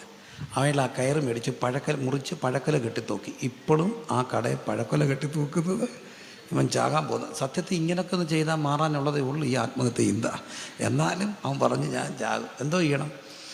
ഒരാളുടെ പൈസ കൊടുക്കുന്ന ഒരു മണി ലെൻഡറുണ്ട്, അവിടെ പോയി ചോദിക്കണം. പക്ഷേ ഞാൻ ചോദിച്ച തരത്തില്ല, കാരണം ഞാൻ കടക്കാരനാണെന്ന് എല്ലാവർക്കും അറിയാം. പാസ്റ്റ് ചോദിക്കണം. ഞാൻ ചോദിക്കാം, പക്ഷെ ഒറ്റ കണ്ടീഷൻ, പറയുന്ന സമയത്ത് കൊടുക്കണം. സമ്മതിച്ചു. ചെന്ന് ചോദിക്കാൻ നേരത്തെ എനിക്കൊരു സംശയം, ഇവൻ ആ സമയത്ത് എങ്ങനെ കൊടുക്കും? അപ്പം ഞാൻ അവനെ വിളിച്ച് ചോദിച്ചു, ഈ സമയത്ത് നീ എങ്ങനെ കൊടുക്കുമെന്നാണ് നിൻ്റെ ചിന്ത? എന്നോട് എന്തോ സോഴ്സ് എന്ന് പറയണ്ടേ, നീ എന്തോ കണ്ടുകൊണ്ട് ആ സമയത്ത് കൊടുക്കാമെന്ന് പറഞ്ഞു. അവൻ തിരിച്ചൊരു ചോദ്യം ചോദിച്ചു, കിട്ടുമ്പോൾ അങ്ങോട്ട് തരാമെന്ന് പറഞ്ഞാൽ തരുന്ന ഒരാളെ കൂടെ പറയാമോ? എനിക്കിച്ചിരി പൈസ ഇങ്ങോട്ട് വേണം, എപ്പോഴെങ്കിലും തരുമ്പോൾ കിട്ടുമ്പോൾ അങ്ങ് എന്ത് ചെയ്തേക്കാം? തരാമെന്ന് ഒരാളുടെ പറഞ്ഞാൽ ആരെങ്കിലും പൈസ കൊടുക്കൂ? ഇല്ല. പാസ്റ്ററെ, വിശ്വാസം അതാണ് ആധാരം. പാസ്റ്റർ വിശ്വസിച്ചുകൊണ്ട് പറയുക ഇന്ന ദിവസം, പിന്നെ പ്രാർത്ഥിച്ചു ഞാനങ്ങനെ കൊടുക്കാം, നിൻ്റെ വിശ്വാസം എന്നെ എന്ത് ചെയ്യട്ടെ, രക്ഷിക്കട്ടെ. അപ്പോൾ കടം ഒരു വലിയ യാഥാർത്ഥ്യമാണ്. സാമ്പത്തികമായ ദാരിദ്ര്യത്തിലൊക്കെ പെട്ടുപോയാൽ മനുഷ്യൻ വല്ലാതെ ഭാരപ്പെടും. പക്ഷേ ക്രിസ്തുവുണ്ട് ഈ ദരിദ്രൻ്റെ പക്ഷത്ത് എന്നും ക്രിസ്തു, ദരിദ്രൻ്റെ പക്ഷത്ത് എന്നും ക്രിസ്തു. മനസ്സിലിങ്ങനെ തങ്ങി നിൽക്കുന്ന ഒരു സാക്ഷ്യം. ഞങ്ങളുടെ നാട്ടിൽ നിന്ന് ഒരു കുടുംബം വർഷങ്ങൾക്ക് മുമ്പ് ജോലിയെല്ലാം രാജിവെച്ച്, നല്ല ജോലിയായിരുന്നു അവർക്ക്, ഉത്തരേന്ത്യയിൽ കർത്താവിൻ്റെ വിലയ്ക്ക് വേണ്ടി ആന്ധ്രയിൽ പോയി. അന്ന് ഒറ്റ ആന്ധ്രയായിട്ടിരിക്കുന്ന സമയം ഒരു കുഗ്രാമത്തിൽ ചെന്ന് പ്രവർത്തനം ആരംഭിച്ചു. 3-4 പെൺപിള്ളേരാണ്, മിടുക്കര് പിള്ളേരാണ്. ഇവർ നല്ല ഭയങ്കര സ്മാർട്ടായിട്ടുള്ള ആൾക്കാരാണ്. പക്ഷേ അവിടെ ആരും സഹായിക്കാനൊന്നും ഇല്ലാത്ത ഒരു സാഹചര്യത്തിൽ ഈ പാസ്റ്റേഴ്സിന് സപ്പോർട്ടെന്നൊക്കെ പറയുന്നത്, പ്രസ്ഥാനം കൊടുക്കുന്ന സപ്പോർട്ട് മാക്സിമം 2500, 500, 1000, 2500, 5000 കൊടുത്താൽ എന്താണെന്നറിയാം? 5000 കൊണ്ട് 2500, 3000 കിട്ടി ആരെങ്കിലും ജീവിക്കും? അതിനകത്ത് വാടക പോകണം, ഒരു വീട്ടിൽ എത്ര പേര് കയറി വരും, പിന്നെ എങ്ങനെ ജീവിക്കും? അവരെയും കുറ്റം പറയണ്ട, എത്ര പേർക്കാണ് കൊടുക്കണ്ടേ? അത് തന്നെ കുട്ടി മുട്ടിക്കാൻ പ്രസ്ഥാനം പാടുപെടും. പക്ഷേ അപ്പോൾ മൂത്ത പിള്ളേർക്ക് സ്കൂളിലൊക്കെ പോകുമ്പോൾ ഇളയൊരു കുഞ്ഞുണ്ട്, അവർക്ക് വേണ്ടി 2-3 തുടം പാല് മേടിച്ചു. ഈ തുടത്തിൽ പാലുകളൊന്നും മേടിക്കുന്ന കണ്ടിട്ടുണ്ടാവും. നമ്മളിവിടെയാണ് കുപ്പി, മറ്റിടത്തൊക്കെ എന്താ തുടത്തിനിങ്ങനെ അളക്കും. അപ്പോൾ 2-3-4 തുടം പാല് കൊച്ചിന് വേണ്ടി മേടിക്കും. അപ്പോൾ മൂത്ത കുഞ്ഞുങ്ങൾ സ്കൂളിൽ പോകാൻ നേരത്തെ അമ്മടി ചോദിച്ചു, ഇന്നെങ്കിലും സ്കൂളിൽ പോയിട്ട് വരുമ്പം ഒരു പാൽ ചായ തരാമോ, ഒരു കുതി? അമ്മ പറഞ്ഞ് തരാം. തിരിച്ചു വരാറായപ്പോൾ അമ്മയുടെ മനസ്സിലൊരു ചിന്ത, കൊച്ചുങ്ങൾ ചോദിച്ചില്ലേ ചായ, പക്ഷെ മേടിക്കാൻ പൈസയില്ല. അപ്പം വാതിക്കലൊരു മുട്ട് നോക്കിയപ്പം പാൽക്കാരൻ വന്നിരിക്കുന്നു. ദീദി പാത്രം, അവരുടെ പാത്രം കൊണ്ട് കൊടുത്ത് പാല് മേടിച്ച് വെച്ചപ്പം ചേച്ചി ഓർത്തു പാസ്റ്റർ പറഞ്ഞാണ്. പക്ഷേ പാസ്റ്റർ വന്നപ്പം പാസ്റ്റർ പറഞ്ഞിട്ടില്ല. പിന്നെ ആരാ പാൽക്കാരൻ? 2 പേരും കൂടെ ആ ഗ്രാമം മുഴുവൻ ഇന്നും അന്വേഷിക്കുന്നു ആ പാൽക്കാരനെ തപ്പി. പക്ഷെ പിന്നെ അവർ ആ പാൽക്കാരനെ കണ്ടിട്ടില്ല. കൊച്ചുങ്ങൾ വന്നപ്പം ചായ കൊടുത്തു. കർത്താവ് ഈ ദരിദ്രൻ്റെ പക്ഷത്താ, എന്നും ക്രിസ്തു ദരിദ്രൻ്റെ പക്ഷത്താ. എനിക്കൊരു കർത്താവിനെ അറിയാം, നമ്മുടെ ബുദ്ധിമുട്ടൊക്കെയും തൻ്റെ ധനത്തിൻ്റെ മഹത്വത്തോടെ. ഞാൻ പ്രോസ്പെരിറ്റിയുടെ ആളൊന്നുമല്ല, പക്ഷെ ദാരിദ്ര്യത്തിൻ്റെ ആളല്ല. ദാരിദ്ര്യത്തിൽ ഇറങ്ങി വരുന്നൊരു ക്രിസ്തുവുണ്ട്. എങ്ങനെയാണ് കാര്യങ്ങൾ നടക്കുക എന്നറിയില്ലെങ്കിലും അവനവൻ്റെ ദാരിദ്ര്യ മേഖലയിൽ അത്ഭുതങ്ങളെ ചെയ്യുന്നൊരു ക്രിസ്തുവുണ്ട്, അത്ഭുതങ്ങളെ ചെയ്യുന്നൊരു ക്രിസ്തുവുണ്ട്. ഞെരുക്കത്തിൽ ഇരുന്നു കൊണ്ട് ഞങ്ങൾ യഹോവയോട് നിലവിളിച്ചു, അവൻ ഞങ്ങളെ വിശാലതയിൽ കൊണ്ടുവരുന്ന ദൈവമുണ്ട്. അങ്ങനെയെങ്കിൽ ഇന്ന് രാത്രിയും നമ്മുടെ ദാരിദ്ര്യ മേഖലയിൽ പ്രവർത്തിക്കുന്ന ഒരു ക്രിസ്തുവുണ്ട്. ചിലപ്പം അകത്തെ ദാരിദ്ര്യം പുറത്തറിയത്തില്ല, എന്നാൽ പുറത്ത് കാണാത്ത ദാരിദ്ര്യത്തെ അകത്തെ അറിയുന്ന ഒരു കർത്താവുണ്ട്. അകമറിയുന്ന ഒരു ക്രിസ്തു നമുക്ക് വേണ്ടി വന്നിട്ടുണ്ട്. കരങ്ങൾ ഉയർത്തി പ്രാർത്ഥിച്ച്, ദരിദ്രൻ്റെ ലോകത്തോട് നടക്കുന്ന ക്രിസ്തു. എന്നെ കേൾക്കുന്ന പ്രിയപ്പെട്ടവരെ, എനിക്ക് കർത്താവ് വഴി തുറക്കുമെന്നറിയാം. എങ്ങനെയാണെന്ന് അറിയത്തില്ലെങ്കിലും ദൈവത്തിന് വഴിയുണ്ട്, ദൈവത്തിന് വഴിയുണ്ട്. ആഴി വഴിയുണ്ട്, ചെങ്കടൽ വഴിയുണ്ട്, എവിടെയും ദൈവത്തിനൊരു വഴിയുണ്ട്. ഇന്ന് രാത്രി വഴി അടഞ്ഞവർക്ക് വേണ്ടി വഴി തുറക്കുന്നൊരു കർത്താവുണ്ട്. വഴി അടഞ്ഞവർക്ക് വേണ്ടി വഴി തുറക്കുന്ന ഒരു ക്രിസ്തുവുണ്ട്. കർത്താവോട് പ്രാർത്ഥിച്ച്, വഴി അടഞ്ഞിരിക്കുക കർത്താവേ, എൻ്റെ കുഞ്ഞിനൊരു വഴി തുറക്കണേ, എൻ്റെ വീടിൻ്റെ ദാരിദ്ര്യം ഒന്ന് മാറ്റണേ, കടം മേടിക്കാൻ വയ്യ കർത്താവേ, ബുദ്ധിമുട്ടൊക്കെയും പൂർണ്ണമായി ക്രിസ്തുവിൽ തൻ്റെ ധനത്തിനൊത്ത് തീർത്തു തരുന്ന ഒരു നമ്മുടെ ദേവന് സ്തോത്രം പാടിയിട്ട് ഏത് ദാരിദ്ര്യത്തിലും പ്രവർത്തിക്കുന്ന ഒരു ദൈവമുണ്ട്. 5 വർഷം മുമ്പ് എൻ്റെ പിതാവ് മരിച്ചു. ഒരു 10-20 വർഷം മുമ്പ് താൻ കൂടെ പ്രവചിച്ച ഒരു വാക്കുണ്ട്. ചെറിയൊരു പ്രവാചകൻ, അങ്ങനെ പ്രൊഫഷണൽ പ്രവാചകനൊന്നുമല്ല, രാത്രിയിലൊക്കെ ഇരിക്കുമ്പം വെളിപ്പാട് കാണും. അപ്പോൾ അദ്ദേഹം പ്രവചിച്ച ഒരു പ്രവചനമാണ്. അന്ന് ഞങ്ങൾക്ക് വണ്ടികളില്ല, 2-3 വണ്ടികളെ കഷ്ടിച്ച് 2 വീലറൊക്കെ ഉള്ളൂ.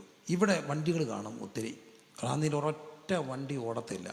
പക്ഷേ ഇവിടുത്തെ മുഴുവൻ വണ്ടികളും തലങ്കം വിലങ്ങും ഓടും, തലങ്കം വിലങ്ങും ഓടും, തലങ്കം വിലങ്ങും. കൂടെ പല പ്രാവശ്യം സഭയെ പറഞ്ഞു, ഒരു വണ്ടി ഓടാത്ത സാഹചര്യത്തിലും ഈ ചർച്ചിലെ വണ്ടികൾ ഓടിക്കൊണ്ടേയിരിക്കും. അതൊരു വിശ്വാസത്തിൻ്റെ പറച്ചിലായിരുന്നു. കോവിഡിൽ അത് സംഭവിച്ചു. ഞങ്ങൾക്ക് 8-10 വണ്ടികളുണ്ട്, ചർച്ചിൻ്റെ വണ്ടികളാണ്. എന്നാലും കോവിഡിൽ ഓക്സിജൻ സപ്ലൈ തുടങ്ങി, കോവിഡിൽ കമ്മ്യൂണിറ്റി കിച്ചൻ തുടങ്ങി, കോവിഡിൽ പൗർവിഷൻ്റെ പ്രവർത്തനം തുടങ്ങി. ഞാൻ അഹങ്കാരം പറയുകയല്ല, കോവിഡിന് മാത്രം എൻ്റെ വണ്ടി 6 സെറ്റ് ടയർ മാറി. കോവിഡിൽ എൻ്റെ വണ്ടി 6 സെറ്റ് ടയർ മാറി. ഞാൻ ഓർക്കും, അന്ന് പറഞ്ഞു, എല്ലാം അടച്ചിടുന്ന ദാരിദ്ര്യത്തിൻ്റെ ലോകത്തും തമ്പുരാൻ എൻ്റെ വണ്ടി ഇങ്ങനെ ഓടിക്കും.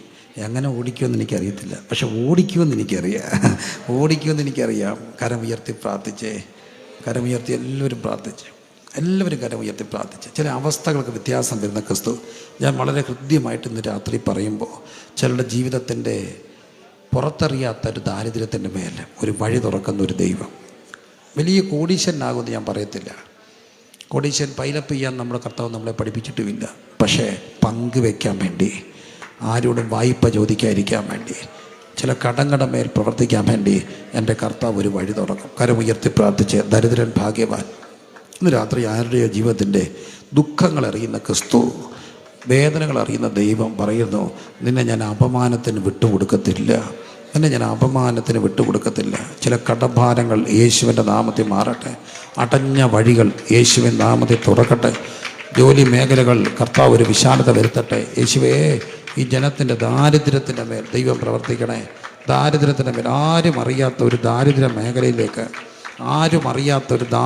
മേഖലയിലേക്ക് കർത്താവിൻ്റെ അത്ഭുതകരമായൊരു കരത്തിൻ്റെ പ്രവൃത്തി വെളിപ്പെടട്ടെ. ഹല്ലേലൂയ. യേശുവേ നന്ദി, യേശുവേ നന്ദി, യേശുവേ നന്ദി.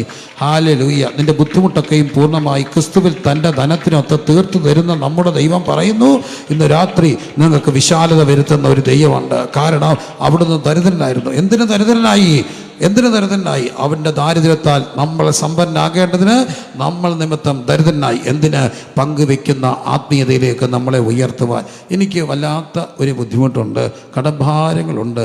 എൻ്റെ കുഞ്ഞുങ്ങൾക്ക് വഴി തുറക്കണം. അങ്ങനെ ആഗ്രഹിക്കുന്നവർ കരങ്ങൾ ഉയർത്തി ദൈവത്തോടൊന്ന് പ്രാർത്ഥിച്ച് എല്ലാ കണ്ണുകളും അടച്ച്